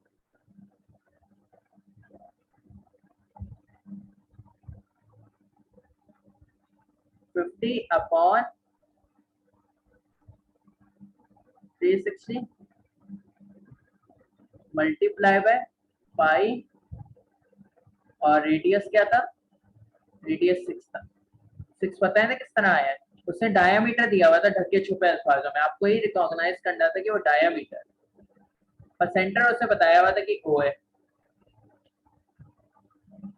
तो सवाल को अगर पढ़ लिया सही से और चीजें पता हुई तो अब इसे डायरेक्ट कैलकुलेटर में डाल दो, मजीद कोई और काम नहीं करने की जरूरत है। बाकी जो भी कर रहे हो फजूल इसके मार्क्स नहीं, तो जितने मैं स्टेप कर रहा हूँ वो काफी होते। 5 पाई आंसर आया, पहले पाई की फॉर्मेट में लिख दो आंसर, और 5 पाई को अगर पॉइंट्स में लिखें तो दैट वुड बी 50.708।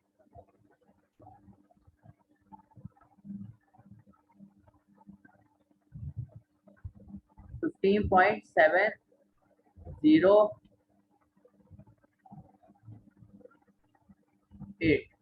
और इसका यूनिट क्या होगा? सेंटीमीटर स्क्वायर, क्योंकि सेंटीमीटर में ही है सर। इनकेस कोई अगर सारी साइड सेंटीमीटर में होती, कोई 1 मीटर में होती, तो हमें कन्वर्ट करना पड़ता है। अच्छा यहाँ पे मैंने बताया कि 3SF में लिखो, आंसर ज्यादा मुनासिब है। 3.7, अगर वो कहे कि 4SF या 5SF या 2SF ले सकते हैं तो उसी तरह करना, एग्जामिनर की नीड पे करना, जो भी करना हो एग्जामिनर की नीड पे करना।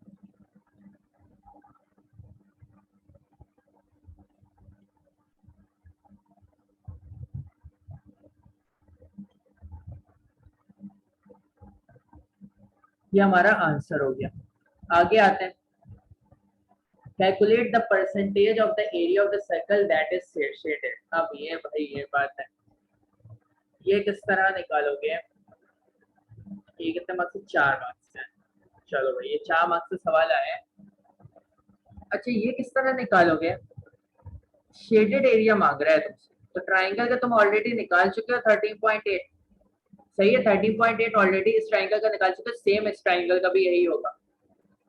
ठीक है, और अगर हम इस ट्राइंगल की बात करें तो इसका एरिया जो है, एक मिनट, इसका एरिया भी निकाल लो। वैसे इसका भी सेम होना चाहिए, तो साइन 30 और साइन 150 बराबर होता है। हाँ, इस ट्राइंगल का भी एरिया सेम होगा। मैं कभी चेक कर लूँ, कुछ और लॉजिक चेक कर लेना, फिर भी लॉजिक लगा के कि वो हो भी रहा है सेम या नहीं। लेकिन देखो ये चीज पढ़ी होगी कि साइन ए बराबर होता है, यहाँ एक और चीज रिवाइज करवा ट्रिग्नोमेट्री के साथ साथ, और नहीं पढ़ी है ट्रिग्नोमेट्री तो कोई इश्यू नहीं है, इसको लीव कर दो। साइन ए, अगर कोई भी एंगल ए है, एक्स वाई जेड कोई भी हो सकता है, उसकी वैल्यू बराबर होगी साइन 180 माइनस ए।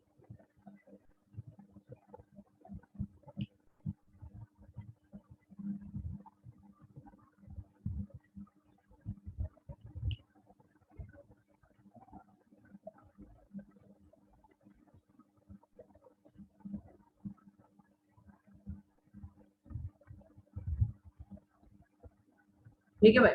अच्छा मतलब साइन अगर 40 डिग्रीज है तो उसकी वैल्यू कैलकुलेटर से निकाल लो, वो बराबर होगी साइन 140 डिग्रीज। ये एक लॉ है ना ट्रिग्नोमेट्री का, तो मैं यही लिखा रहने देता हूँ।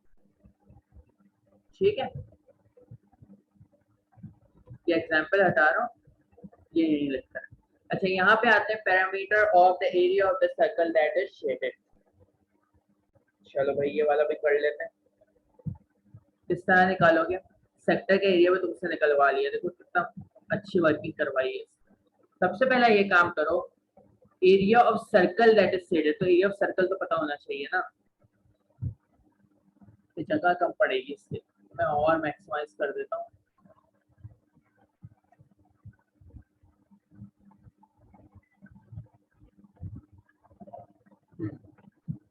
एरिया ऑफ सर्कल निकाल लो। एरिया ऑफ सर्कल का फॉर्मूला था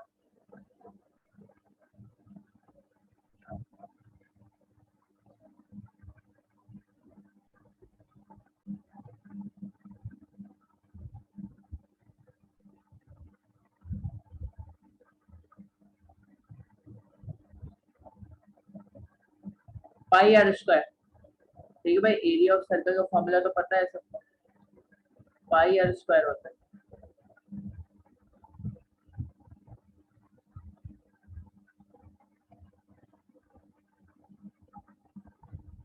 area of circle is equal to pi are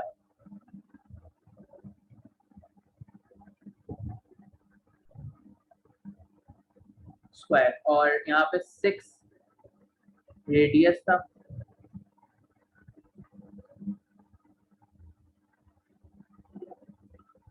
तो आपका जो है यहाँ से 36 पाई आया। अभी ना करो, नहीं नहीं अभी नहीं करो, पाई को रिजॉल्व नहीं करो, अभी पाई को रिजॉल्व ना करो। इसकी रीजन ये है कि एक्यूरेसी में फर्क आएगा, हमें एक्यूरेसी भी मेंटेन करने की कोशिश करनी चाहिए। ठीक है, 36 पाई। अच्छा अब जो आपने निकाला था area of triangle A O B, उसको डबल कर दें भाई, वो भी तो है ना। अच्छा अच्छा, शेडेड की बात करते हैं, शेडेड रीजन का एरिया की बात करते हैं, एरिया ऑफ। अच्छा यहाँ पे इस क्वेश्चन की तरह अगर आंसर स्पेस कम हो तो घबराइएगा नहीं, वो एक्स्ट्रा पेज देते हैं, एक दो लाइन एक्स्ट्रा पेज होते हैं, एक दो, और एक दो ब्लैंक पेज होते हैं पेपर में। एक होता है ब्लैंक पेज तो, और एक लाइन पेज होता है, तो वहां पे आप कर सकते हैं। एरिया ऑफ शेडेड रीजन, कोशिश कीजिएगा शेडेड रीजन का एरिया जितने कम स्टेप में हो सके कर लें। मैं यहाँ पे एक स्टेप पे आपको करके दिखाता हूँ। ठीक है, एक स्टेप में करके, लेकिन अगर आप कंफर्टेबल ना हो, आपको लगे आप गलती कर सकते हैं कोई, तो आप 2 स्टेप में कर लीजिए।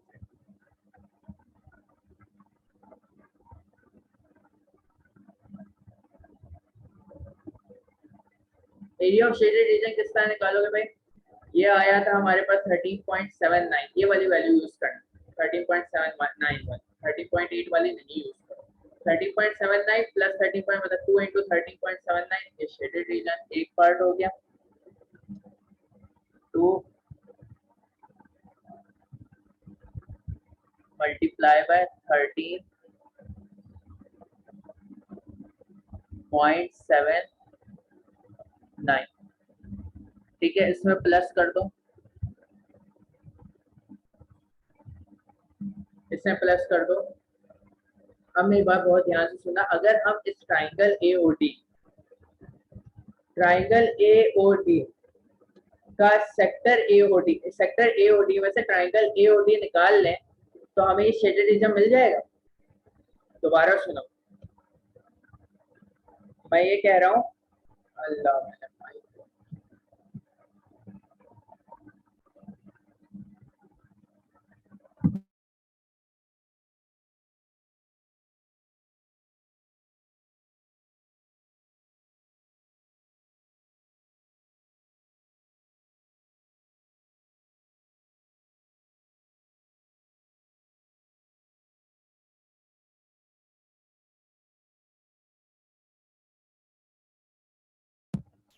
सॉरी बच्चों, मैंने माइक ऊपर किया हुआ था, मतलब माउथ के करीब नहीं था मैं। दोबारा सुन लो, शुरू से क्वेश्चन बता रहा हूँ जल्दी से। एरिया ऑफ ट्राइंगल AOB किस तरह निकाला है हमने?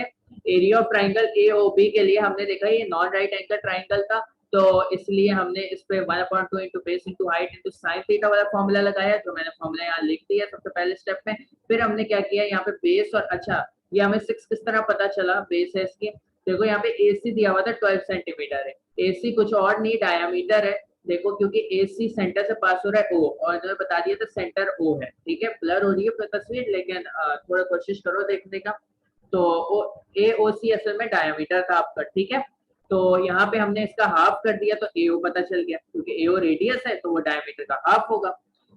अब हमने जब ये AO पता चला तो ये ट्राइंगल की बेस भी है और यही ट्राइंगल की हाइट भी होगी, क्योंकि ये AO और OB दोनों रेडियस है और रेडियस बराबर होता है सर्कल का, किसी भी हिस्से से ले लें। हमने 1/2 बेस इसकी 60 और हाइट भी 60 किस तरह सेम थी, ये बता दिया, दोनों रेडियस से है ये ट्राइंगल, AOB रेडियस है और OB भी रेडियस है, हमें ट्राइंगल AOB का निकालना है एरिया। तो हमने 6 इंटू 6 किया और साइन 130 किया। साइन 130 क्यों किया?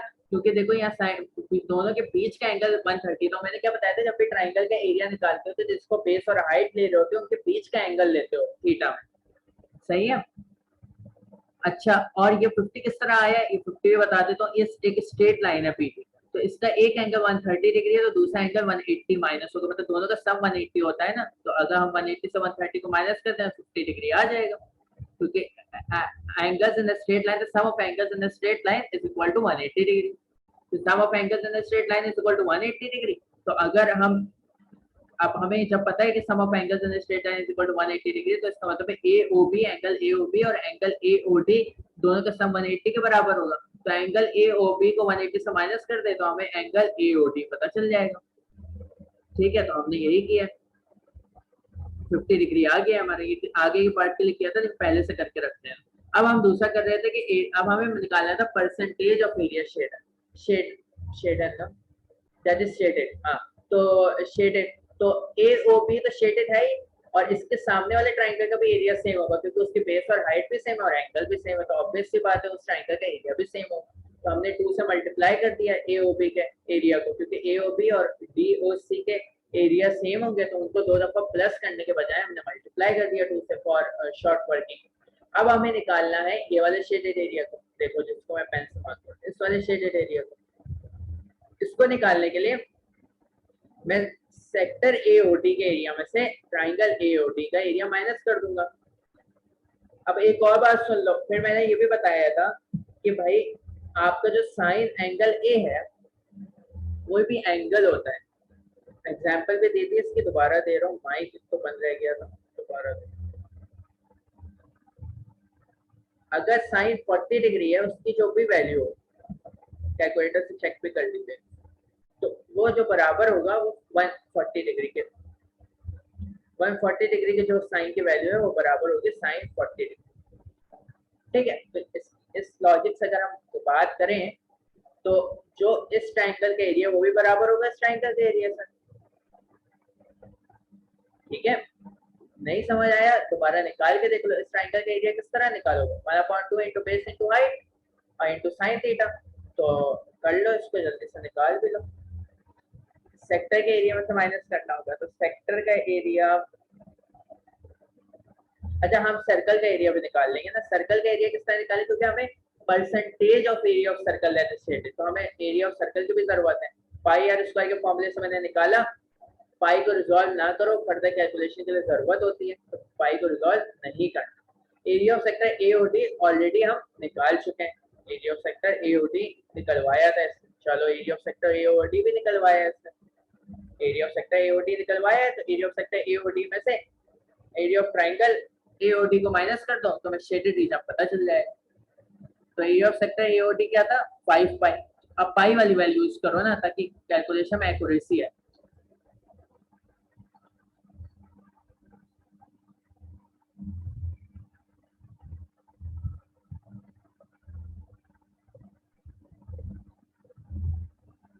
फाइव पाई और इसमें से माइनस कर दो एरिया ऑफ ट्रायंगल एओडी को। अच्छा, area of triangle AOD 1/2 into 6 into 6 into sine 50, ये भी 6 है ना भाई, ये भी 6 सेंटीमीटर।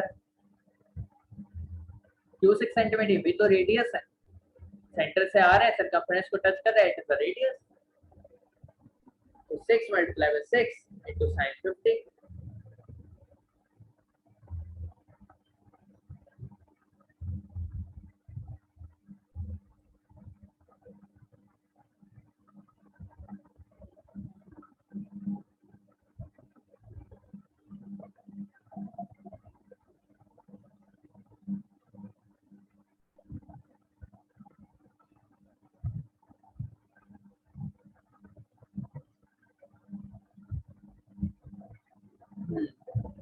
एक मिनट,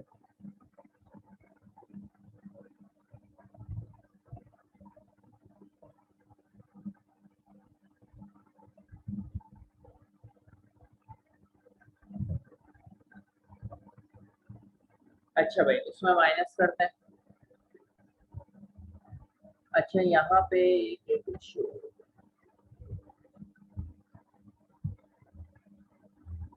हाँ अब से मैं किसी वजह से इसे आगे किया भी बताता हूँ। 5 पाई माइनस, अच्छा अब याद करो एरिया ऑफ ट्रायंगल मैंने क्या बताया था, 1/2 इंटू बेस इंटू हाइट। तो 1/2 इसको मजीद ब्रैकेट में कर दो,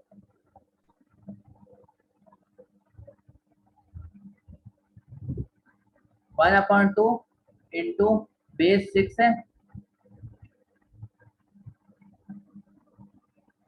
मल्टीप्लाई बाय बेस 6, हाइट 6 और multiply by sine 50। Answer same आना है, लेकिन मैं इसलिए कर रहा हूँ ताकि आप लोग को कंफर्म हो।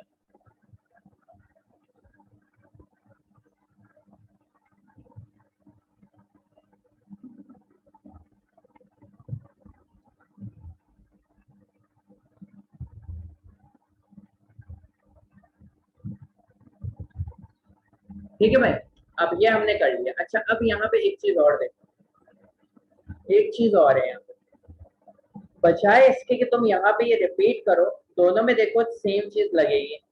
एओडी का जो हमने सेक्टर निकाला था एरिया, वो किसने निकाला, theta upon 360 pi are square. यहाँ आर की वैल्यू भी सेम है, थीटा की वैल्यू भी सेम है, तो जाहिर सी बात है इस सेक्टर का एरिया भी इक्वल होगा एओडी के सेक्टर के एरिया से।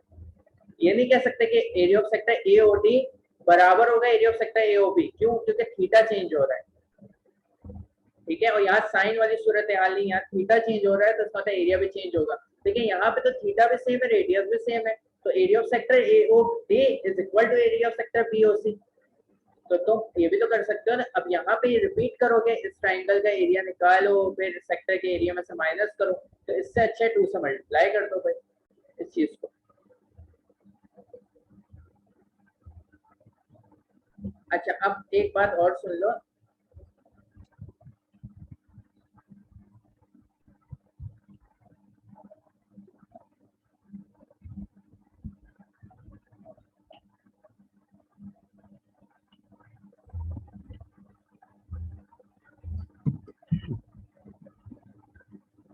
एक बात और सुन लो कि इसको डायरेक्ट कैलकुलेटर में पुट कर लें,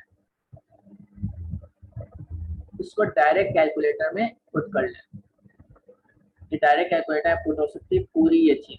पाई की वैल्यू 3.142 नहीं यूज करना कैलकुलेटर में। आप अगर क्लासविज यूज कर रहे हो या कैशविज यूज कर रहे हो तो आप शिफ्ट दबा के इंटू 10x सबसे नीचे वाली रो में, आपके कैलकुलेटर की सबसे नीचे वाली रो में थर्ड बटन दबाओगे, शिफ्ट दबा के सबसे नीचे वाली रो के थर्ड बटन को दबाओगे तो पाई आ जाएगा, उसे as it is pi put करना है। अच्छा, इसका आंसर क्या आएगा भाई? इसका आंसर पॉइंट में आएगा। एज इट इज पुट कर लो भाई। 2 मल्टीप्लाई बाय 13.79 प्लस 2 5 और फिर शिफ्ट दबा के सबसे नीचे वाली रो के थर्ड बटन को दबाओ, माइनस ब्रैकेट 1/2 इंटू 6 अच्छा, इसको यहाँ पे यूज कर सकते हो जो ट्राइंगल ए ओ जो भी ऊपर वाले ट्राइंगल का निकाला था, ए ओ बी था शायद, तो ये तुमने पुट कर दिया, ब्रैकेट क्लोज करो, आंसर तुम्हारा 40.9959 आ रहा है। तो 40.9959 पूरा ले लो। हाँ, 40.9959 पूरा ले लो। अब इससे ज्यादा डेसिमल प्लेस तो नहीं लेना, ये ऑलरेडी मैं बहुत ज्यादा डेसिमल प्लेस को ले रहा हूँ, इसलिए ले रहा हूँ कि हमारा आंसर जो है मार्किंग स्कीम के आंसर से बहुत ज्यादा डिफरेंट ना हो। 40.9959। अब परसेंटेज निकाला था हमें, तो परसेंटेज ऑफ एरिया शेडेड का कितना निकालोगे? Area of,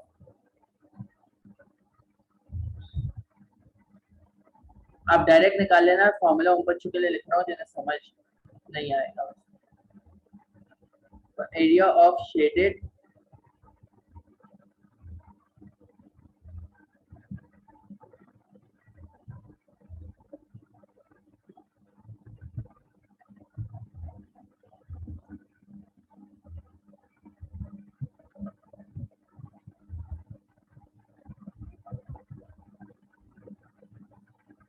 reason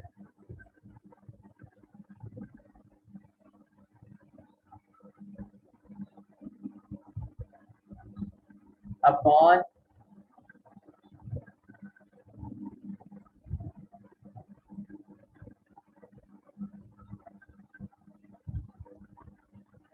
area of circle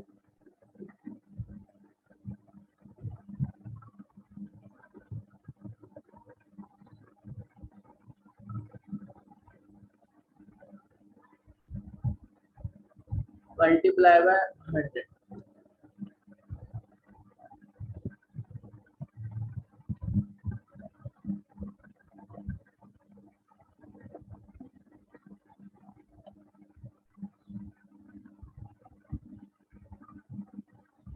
area of circle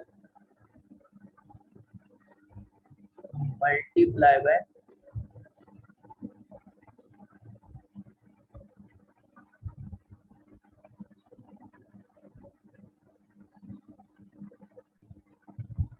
ठीक है। अब एरिया ऑफ शेडेड रीजन क्या आया था? 40.9959। पुट कर दे भाई, 40.9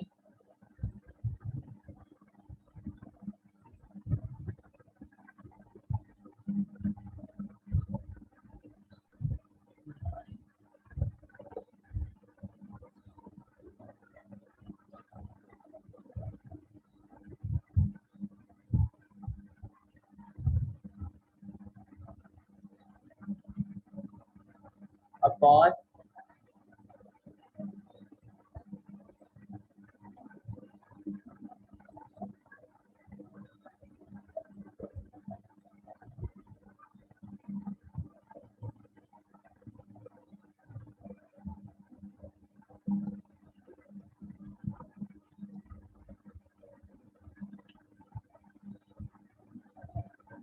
अच्छा ये हो गया।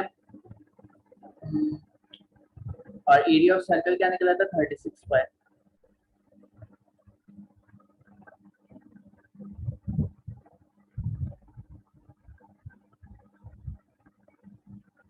और मल्टीप्लाई करने से 100।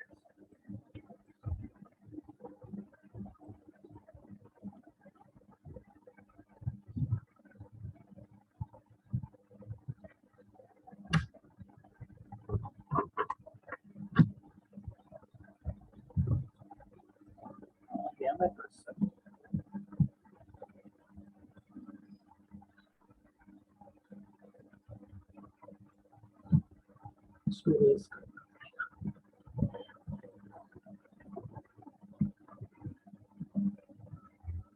अभी मैं करवाऊंगा, कोई क्लास ना छोड़े, मैं अभी करवाऊंगा। 36 पाई मल्टीप्लाई बाय,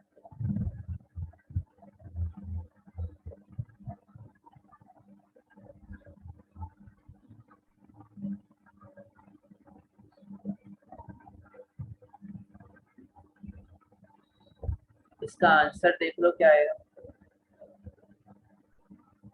40.9959 36 और पाई एज इट इज पुट करें, पाई आपकी कैलकुलेटर में होगा 36.248। ठीक है, तो इसका आ रहा है 36.248 परसेंट। अगर हम इसे उसमें अब यहाँ तक ये छोड़ दें, डायरेक्ट आंसर प्लेस कर 36.2%।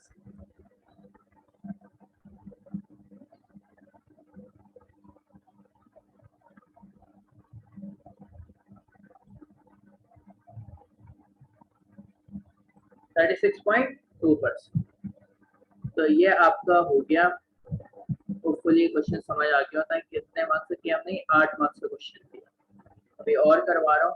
2D शेप के 8-7 मार्क्स के आते हैं, लेकिन टू बी ऑनेस्ट कम आते हैं।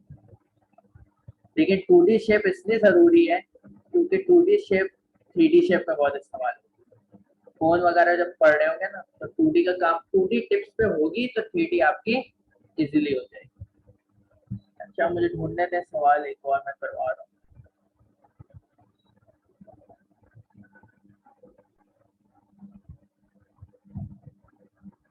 सवाल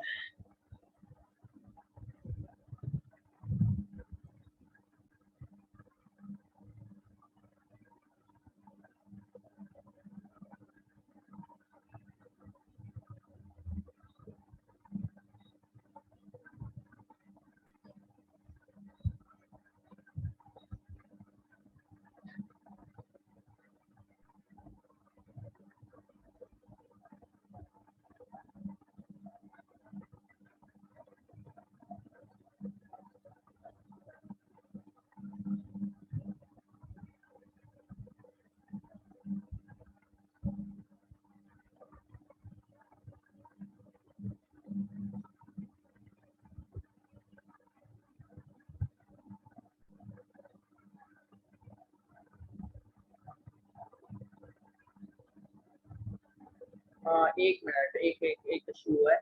यहाँ 31 पॉइंट आना था, मैंने शायद मिस्टेक कर दिया। ये थोड़ा सा गलत है।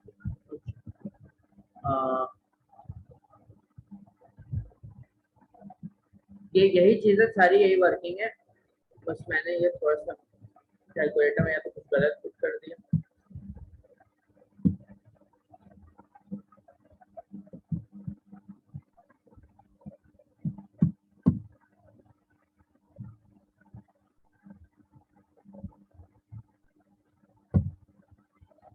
ये आ रहा है आंसर का 31.418। तो मैंने शायद एक 6 लिखना भूल गया हूँ, कुछ ऐसा इशू हो गया। 31.418।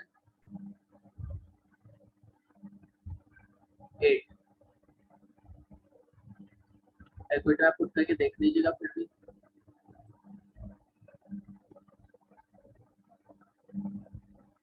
तो यहाँ पे आ जाएगा 31.418।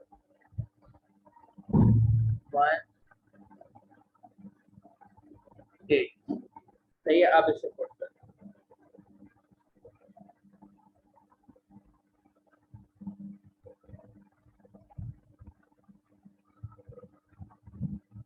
27.77।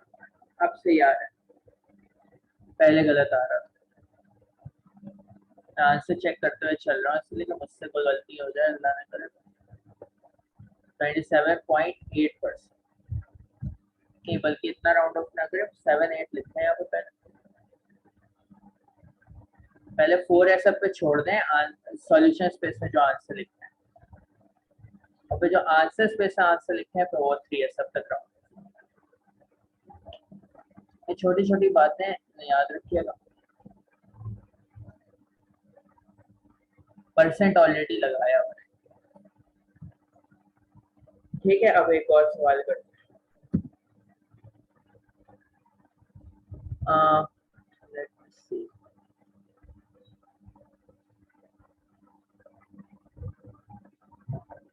हाँ देखो, एक सवाल और है।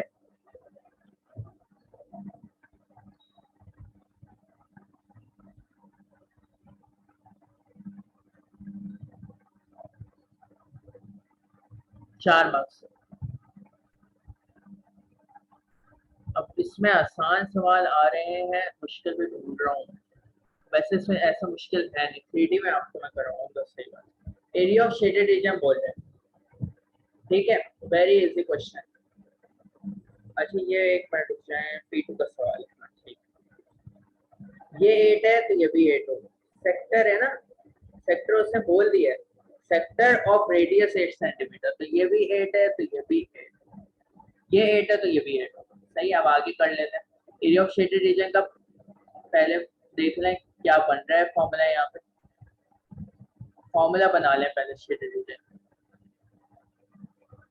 अच्छा, अब इसे करने का मैं दूसरा तरीका, पहले तो मैं वर्डिंग में लिखा था, अब मैं वैसे लिख रहा हूँ।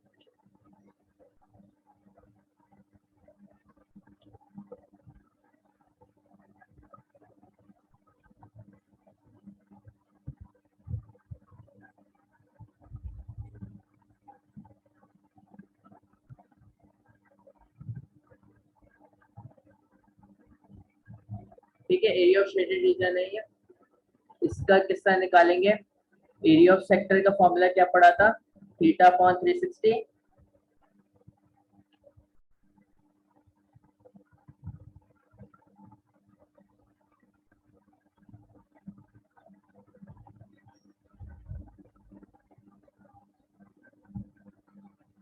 पाई are square.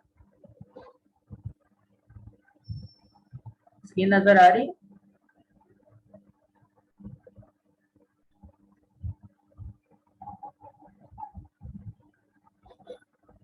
Pi are square, और इसमें से माइनस कर दें ट्राइंगल का एरिया।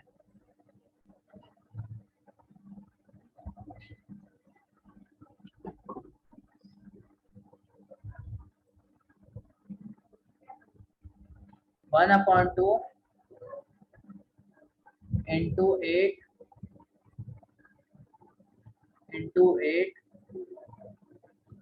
Into sine 70।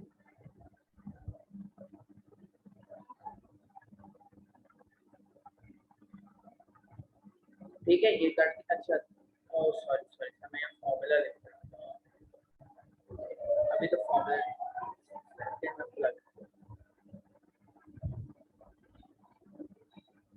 तो फॉर्मूला लिख रहे हैं यहाँ पे, तो यहाँ पे प्लग इन ना करें ना वैल्यू। 1/2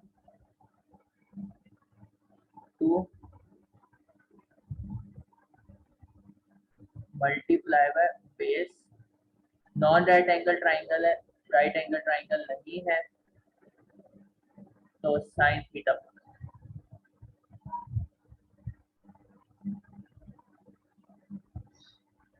अब ये आपके लिए आसान होगा, अब आपको सेकंड में सिर्फ वैल्यूज पुट करनी। इक्वल टू थीटा क्या है भाई 70 डिग्री,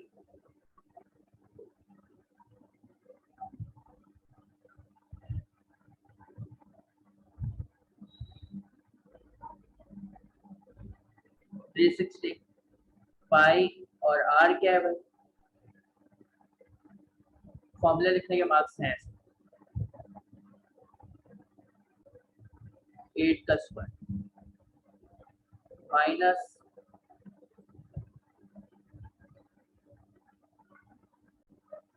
1/2,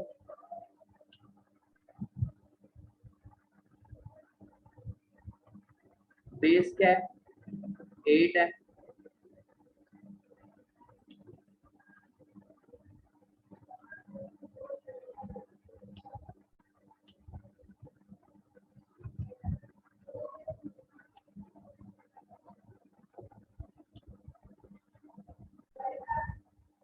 एट है base and 8 is the height, sine 18।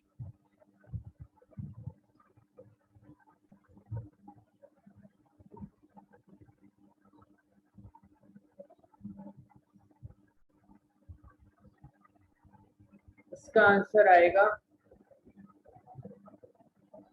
Into 64 answer आएगा 39.0954।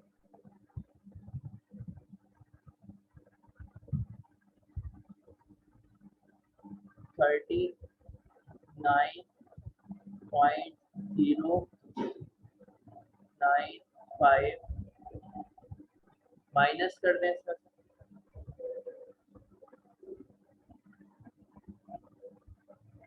31.514, 31.514। Now for the last step answer लिखना है इसको 39.0954 minus 39.0954 minus 31.51, 7.581।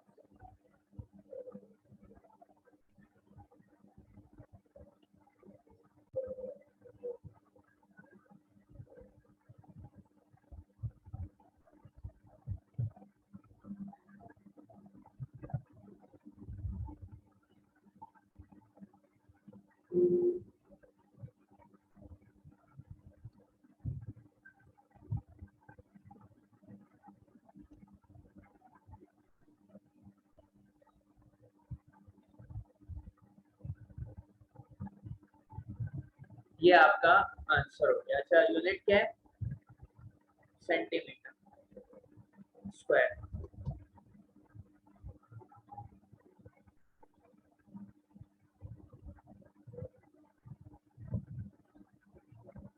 Seven point five eight DSF में लिखे हैं यहाँ पे।